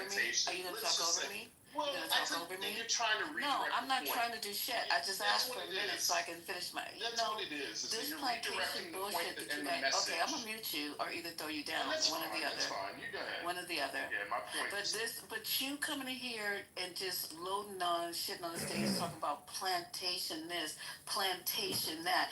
You don't use that type of terminology when you talk about white folks. There's nothing about me being on a fucking plantation in 2025, sir.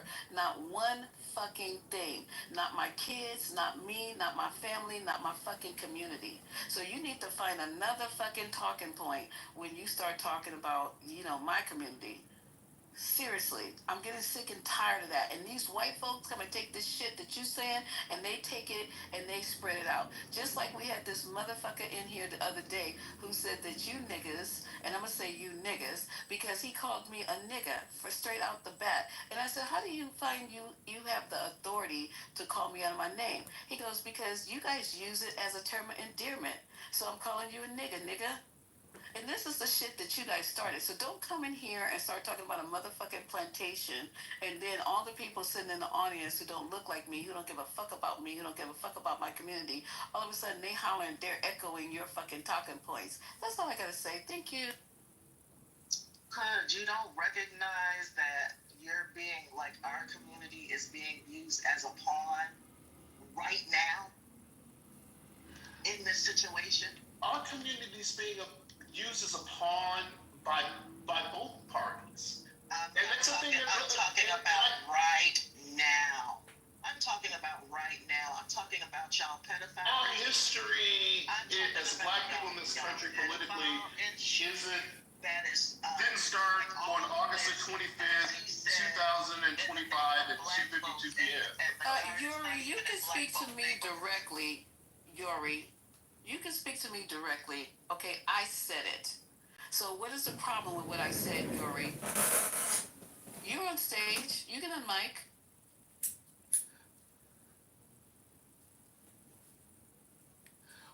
Okay, so what? Okay, are you on mic, Yuri? Go ahead. I'm not trying to attack you, sis. I'm just asking for clarification. Promise, it's no attack. You went back and had something to say about what I said. So I can't hear her. Can anyone else? is there something wrong with your mic, Yuri? Are you trying to speak? You might have to come back. Well, I don't see anything wrong with plantation. I think you're. Hey, I don't give a fuck what you think. I am what I think. Democratic plantation. I don't really give a fuck, Al. If you that's like not being on a nice. fucking plantation because you think that shit is cute, go right ahead. Nobody's stopping you. I said me, my family, and my community. Where you live, plantation might be a thing, babe. That's all. You black people are fucking confused. Lisa's not even from America. Like her family's You not don't know even where the fuck American. I'm from. I know you're an immigrant. I'm Like, not a you don't- fucking You don't immigrant. have Hood rat. relatives Hood that rat. live My on people's plantations, blood is in so this you're not in soil a as position opposed to you, to speak with, bootlegged, to bootlegged the black man. descendants You just of American slaves where that I'm have from. family Where the fuck I'm that from. live You on don't plantation. fuck me. I know You you're don't pay my Heather. bills. You're You don't an know where the immigrant. fuck I'm You're an from. You're immigrant. just talking And out so your ass as you're an usual. immigrant. You're an immigrant, Lisa. You're an You're immigrant. an immigrant. You're an immigrant. You're gonna be a what do they call those people? Audience observer. How about that? That's crazy. Go ahead, Yuri. It's on you.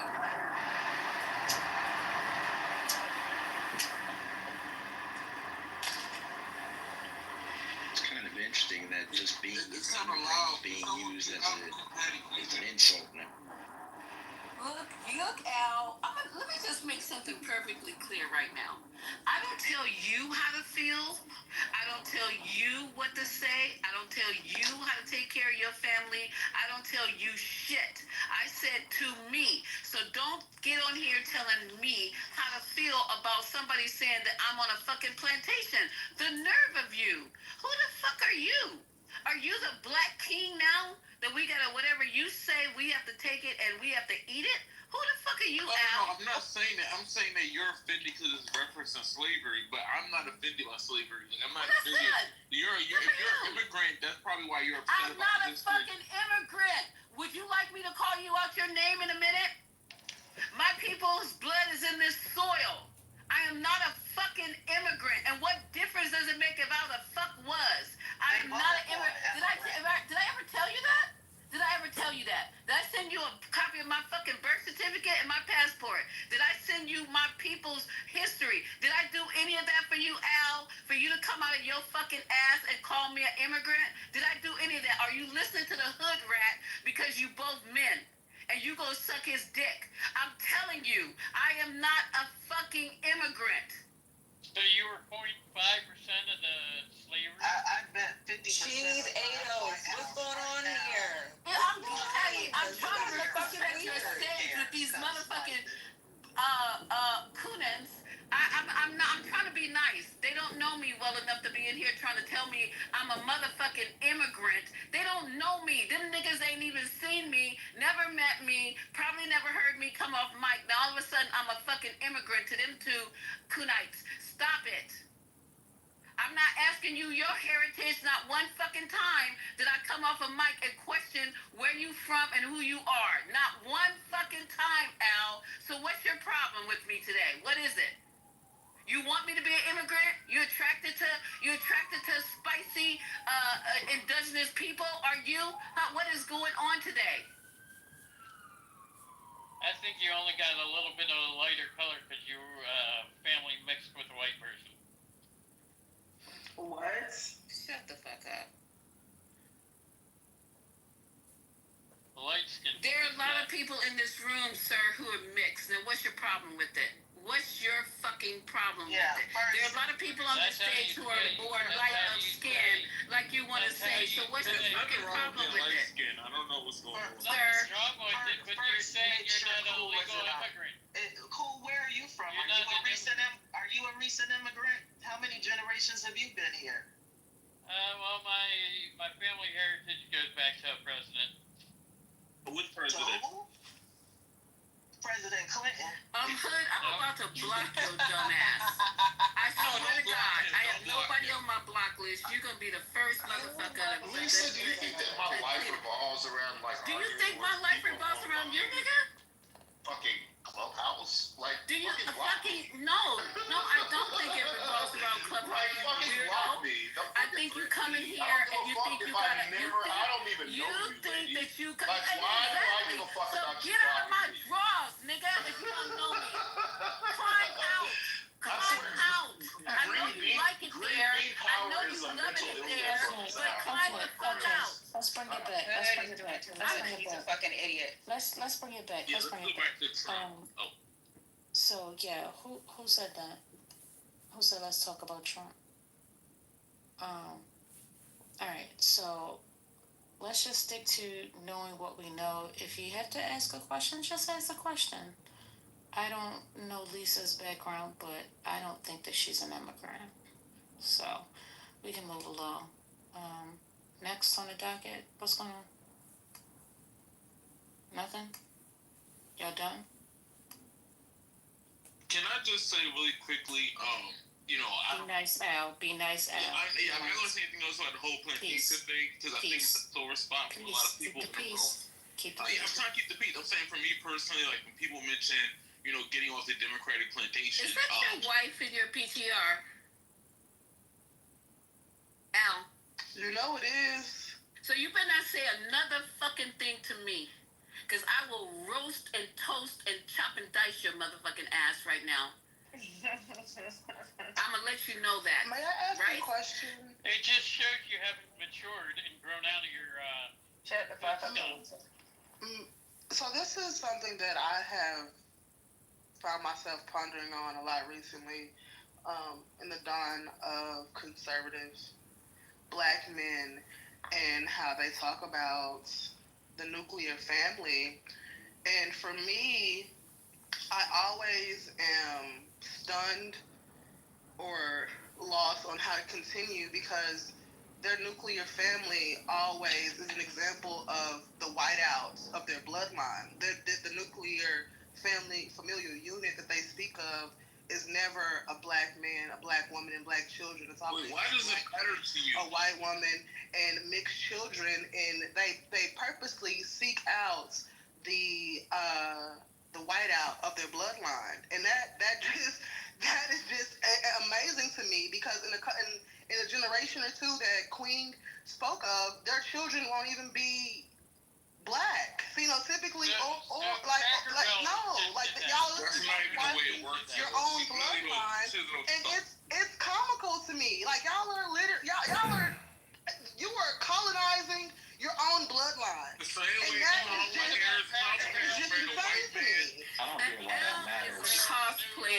nigga. Oh, we got black men up here, white man's married to a white woman, go come in here and touch But you didn't say this from Kamala Harris, a black woman but married to a white. And then has his fucking PTR and his stuff in French. Nigga, you got a nerve. You really got a fucking nerve here.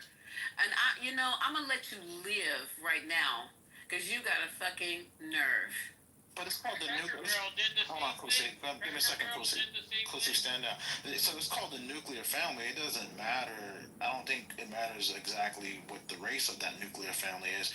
It's just being a unit. So it does when the nuclear family is brought up as a remedy to black community problems, and then black men say, "Oh, black nuclear family," but not all of a sudden that concept is lost upon you. I don't understand. Y'all let black women are nasty. But no one listens to black. Why is he talking to me? Y'all lay out these solutions to communal problems, and then when we go back to the table and say, hey, Mr. Leader of community, this resolution does not fit the community outlook. Now why does it matter? To black men. But a black. Are you a black man? I don't know why Kosi. Hold on for a second. Kosi, are you a black man? No, but I can see it. So do you fuck black men? Do you fuck black men? So why are you talking? This conversation does not pertain to you. This conversation does not pertain to you. You're not a black man, nor do you fuck black men, so how do you know? But why do you think the household's separate?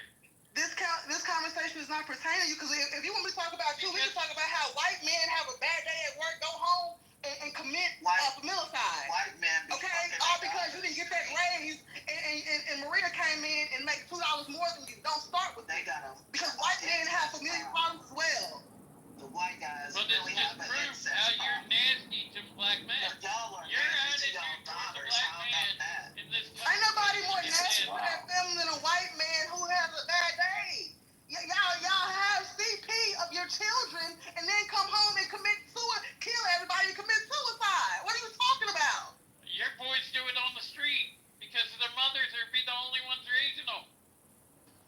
Oh my God. So the black men who do sleep with the black women and get them pregnant, leave them. Those guys are losers. Those men don't count for the majority, the 80+%, maybe of black men who actually do. With what I'm saying, but the point I made. But there's a lot of black men. When I'm talking about black, because I specifically spoke about a particular type of black man. But those are the minutiae of society. Why are you even giving them credence? Procreates with white women, and they talk about the longevity and the even that's of the black community, and that it doesn't work like that. Yeah, but why don't you focus on the majority versus the minority of people who do things? Because I'm focusing on what I brought up in the conversation. That's why. Yeah, but see, the thing is, people get. I brought up Why is Kosi still talking? Let me help out real quick. Wait a minute. So wait a minute. Kosi. You're in the truck. I know you think that we're supposed to just pay attention to you because you lack color, but that's not going to happen. Omari and Oasis are having a conversation, and we're going to allow them. If you continue to interrupt one more time, that's all you have. You will be placed in the go. Okay? Thank you. Go ahead, Oasis and Omari. No, I get. Go ahead, Oasis. I'll let you go first. Well, because you're talking about why am I focusing on a specific sector of people as if I did not specify in my initial offering. So I'm focusing on them because that's the group of people I want to learn more about. I'm trying to get to the psyche of it. This is not about, oh my God, throwing out one bad apple that ruins the bunch. No, I want to figure out why that apple turned bad to begin with. Yeah, I think the men who do that, and I do see these talking points from some black men. A lot of times they're men who particularly probably lean more right?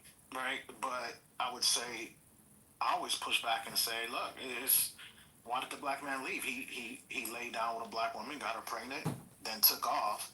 I think, what's his name? Tommy Sotomayor, or whatever the hell his name is. He got like a gang. He's been divorced multiple times, but he is the worst advocate, speaker for that movement, which is, what do they call themselves? Incels, whatever they call. Yeah, incels or whatever. These folks they've been broken up. They can never keep a relationship, but they're able to talk, be able to communicate, and they get a big following. They just the loudest voices on the internet. That's all. But most black men love black women. Like, I might not be married to. I've been with my wife since I was 15 years old. Right? I'm 47. So, but before I dated nothing but black women. She's Hawaiian. So, doesn't mean that I don't love black women. Nobody cared. That's just You've been with your wife since you was 15 years old? 92. So how the hell you loved any other black woman before 15? Listen, because I had girlfriends. What's going on? But you was in love before 15? Yeah, oh yeah. Allison. Her name was, Yeah. well, her name was, So she was black. She was named Allison. But anyways, that's not the point. One whole black woman in my entire life. This is the thing that gets me though, because you don't have to put a silver lining in. The silver lining when y'all give y'all responses always, y'all had that one black woman 10 years ago, when I was 6 years 12. old, with all my that's the silver lining is not needed to justify your point. Just stay on the fact that you're. If I was divorced, I would marry someone like Lisa. I would probably marry another black woman. I do not give a fuck, Omari. Your dick is not big enough. First of all, nigga. Give a fuck if you would marry me or not, because I don't need you, Negro. You're not a prize. You're not a fucking prize. I'm raising my hand. And let me tell you what the caveat is. Why is she going off on me? Like your dumb, ignorant ass. Okay? I don't know why you niggas is in my panties today. For what? I don't know. I ain't said nothing to you. What did I say? Slide winding, white worshiping motherfuckers. I ain't said nothing to y'all. So get out of my lane. Shut up, trucker, and drive. I just took a stray. This is what I'm telling you. I don't need you, Omari, like you some fucking prize, like I gotta marry your fucking ass. You nothing. You and this other hood rat at the end are out. Like you guys are fucking prizes. Okay, he was look just saying. Look at me and then look at you and make a decision. Okay, so if I'm not mistaken, the conversation, somebody asked him about marrying a black woman. He said if he were to get married again, he would marry a woman like Lisa. That wasn't a He bit. said not like Lisa. I said like Lisa. I'm sorry. I'm sorry. Oh God, I'm so sorry, Omari. You guys got me mad at work because this nigga hood rat and this salt and pepper Al don't come for me. You got the wrong one. Don't let the glasses fool you, okay? I'm the right one today, and I'll be the right one all day. You keep messing with me. Lisa, that was good. That was good stuff. Yeah, she you cooked on that one. I mean, I never claimed to be a prize. Okay, but that's fine. Omari. Omari, I was surprised. You had my feelings in it because I love you and I know you're married. And I'm your side piece, and all of a sudden you gonna get up here and start disrespecting me? Nah. After all we've been through? What the hell? Nah, never. I was like, damn. I was like, that's what I figured. I blame Al anyway. I was gonna punch Al and Kusi for that one anyway. Hold on. Listen, at this point, I think that Lisa and Mickey are evil fraternal twins and don't even fucking know them. You're gonna get in trouble. Hood wants me so bad. They're literally the same person. It's not well, okay, I don't have a problem with that. Me and Mickey could be the same person, but you need to stop. Stop doing what you're doing, because you're making me feel like you're an enemy of my people, and I'm not an immigrant. If I was an immigrant, I'd be proud of it. I don't have to, downplay my situation, but I'm just saying for you make it seem like you're an enemy of our people, and that's what's really, I think, got me going. So let me tell you something, Hood. I apologize for saying your mother should have swallowed your dumb ass. I apologize. I apologize for every bad thing that I said about you, okay? Can we start over, me and you? That's fine. Okay, thank you. Let's go on a date. You gotta pay though. Let's go on a date. I always pay. Ask around. I'm actually married, so. Well, I can't go out with you then. We're good. So just back to. Lisa, you stealing my one-liners. Wait, where's my apology? I don't apologize. You remember Lisa, you remember when I told Manfinity that his mama should have swallowed him and he had a fit? He had a conviction on stage. I thought he was gonna die right there. I wasn't trying to be as mean as I sounded. Since I'm an immigrant, I'm spicy. I'm not an aggressive, angry black woman, so I could be labeled as spicy since I'm an immigrant. But I love black men. I love you guys. Just please don't marginalize me or our community, and we'll be good. Well, can I get an apology from Oasis? Because Oasis, I don't know what her issue was. She got on stage to attack me. That's for her. That's if for we're you. giving out apologies, Oasis, I'll take one. Well, I'm just taking it L really quick. Someone I don't know reference me. Yes, I'm ready for my apology. What? You better off having that white woman ancestors apologizing to you. You can kiss my ass. Somebody gonna tell you to give them an apology. That's weird. Y'all weird in here. are you still there? Illinois Election Commission. Oh, yeah, I'm still here, yeah. Illinois 16 voter roll for Doris. Oh, I didn't say Al, I said L. Hi, I'm here. Hey, sweetie, I don't know if you saw my response in the chat. Being an immigrant, there's nothing insulting about being called an immigrant.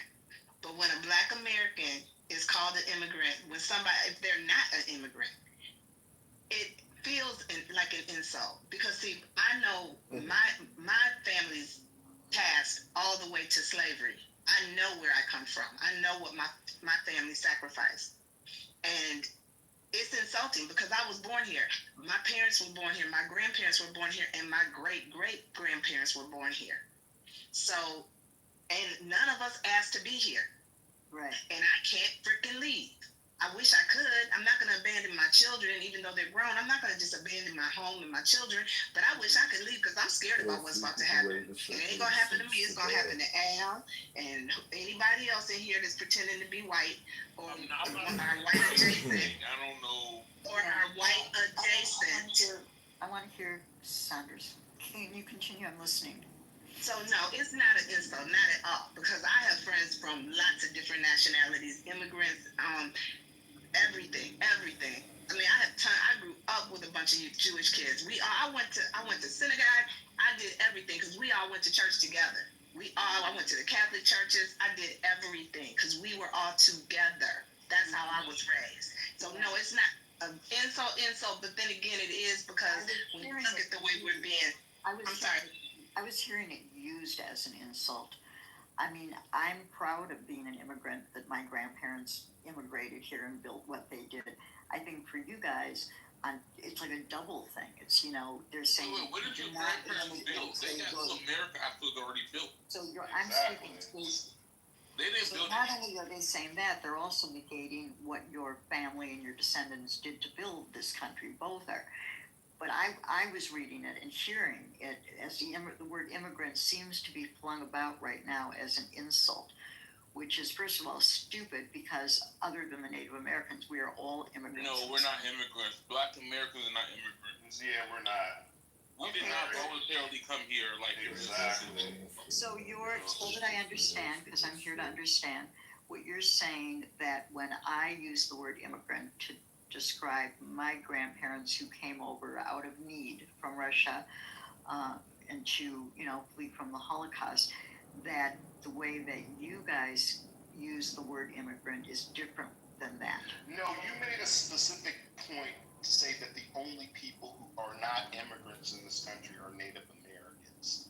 And Al's point and our point is that the slaves that came to America, unlike your Russian ancestors who came to America voluntarily based on need, is that we were brought here and our ancestors were brought here against their will. So we don't consider ourselves set up shop outside of I got it. That's really helpful clarity for me. Thank you.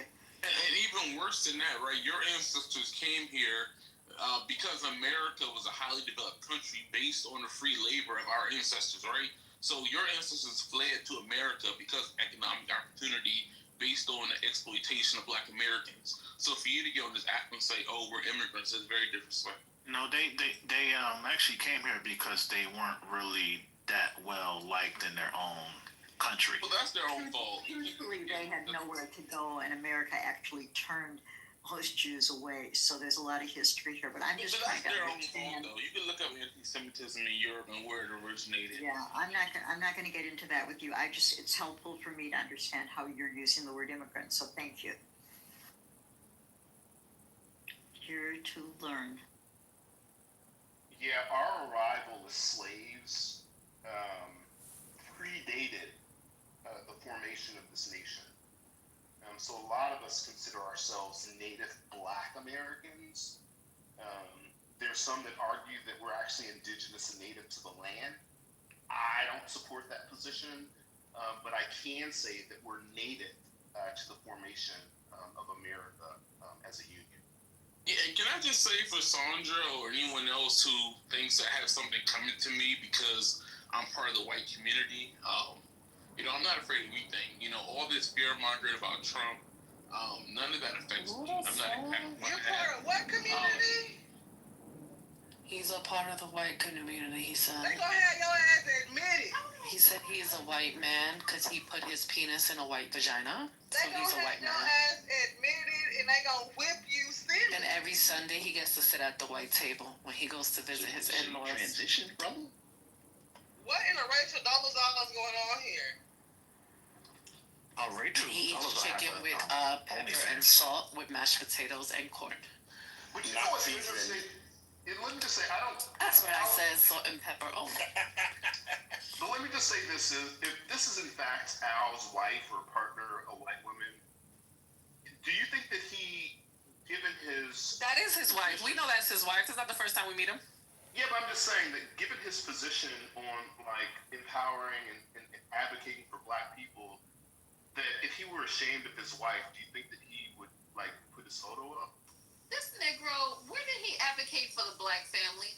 He just said he went over to whiteness. The white didn't come over to blackness. This is crazy as hell. Because when my mother buried my dad, there was a total separation between him and his whole fucking family. You know, because to be with it's not him submerging or us submerging into whiteness. It's just wild. That is the wildest statement I've heard a black man say, I think, in the history of black men. Oh, stop being so dramatic. That's not dramatic. That's not true. Are you agreeing?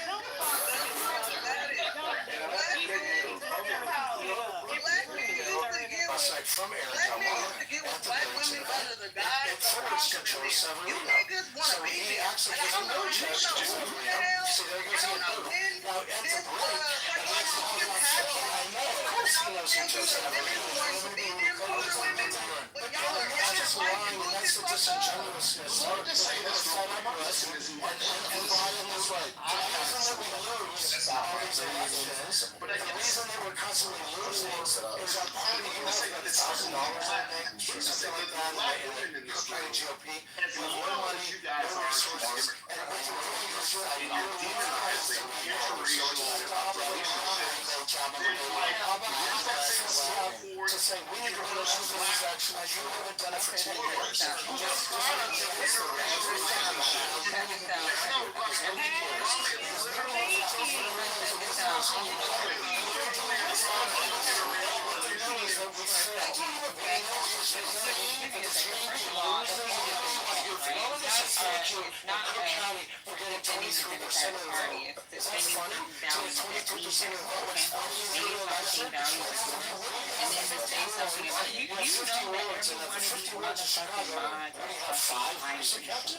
I mean, if you're anything object failure, you've been an abject failure at winning elections, and the agenda of winning elections. Let's go. Come on, man. Most people can see it. Some of us Most have people know that. That even makes it worse. Over and over. Yeah, you'd like to change that. So you don't have to shut the fuck up, nigga. I was trying to be a little fucking respectful. Now you got me out my body. Is that got him? You fucking clown. Shut the fuck up. Go back to your fucking rat hole that you came out, you fucking... Now who's fucking next? I guess I don't get this argument though. I mean, didn't they fight for that? I don't know what year was it, 1967 or some shit like that? What year was that? Loving v. Virginia. Didn't they fight for interracial marriage and for that equality to be able to marry and be whoever you want? Like, why? Don't say them. You are part of them. Say us. No, we all. I mean, Mark. I remember my losing crashes out in debate with congressional candidate Mark Harris. Yeah, that's what I'm saying. What is the big deal if you find someone that you love and she doesn't have the same skin as you?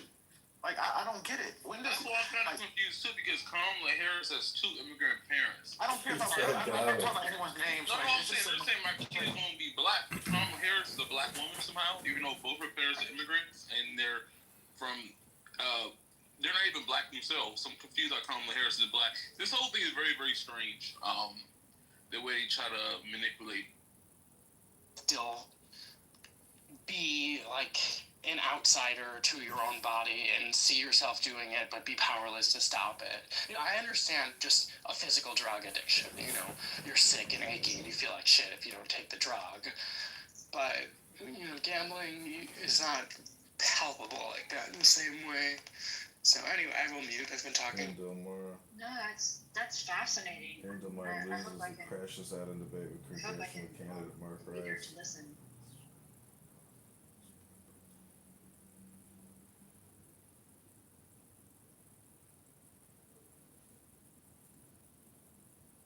And of course, you know, I think about the people who design slot machines now and are the same people who develop video games, because they are, you know, they're not mechanical reels anymore. They're just computer software. So I think like they must have the best video game developers in the world and the best psychologists in the world all working in tandem to make the experience as addictive as possible. So like I couldn't imagine being on one of those teams and knowing that your life's work goes to creating a product that is most effective at destroying people's lives in such an efficient way.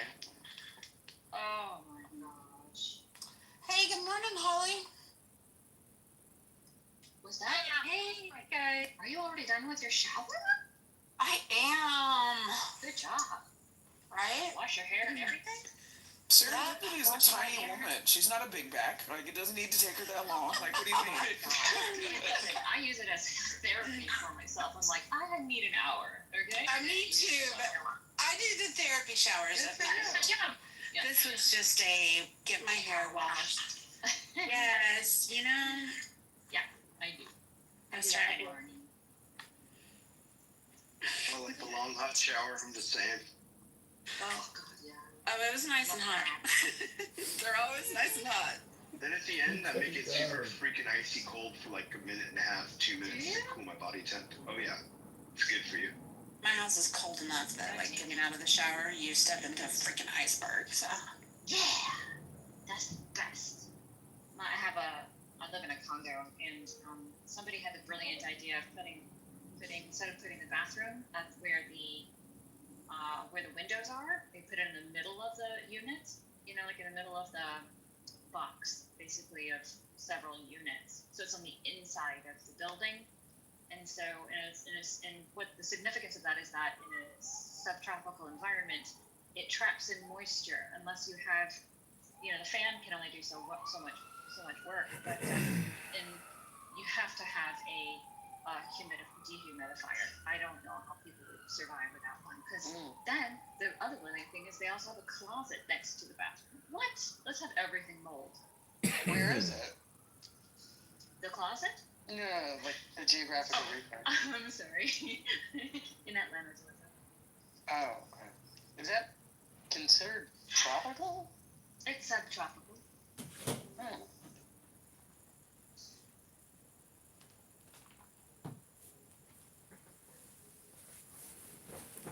Now I want a nap. I'm gonna take a nap. I don't know. I don't know if they can. I mean, I don't know if it's constitutionally protected, because we restrict the constitutional rights of many immigrants. For instance, Abby, like you're well aware, you can't be in certain types of protests as an immigrant to this, like on a college visa. You can't. And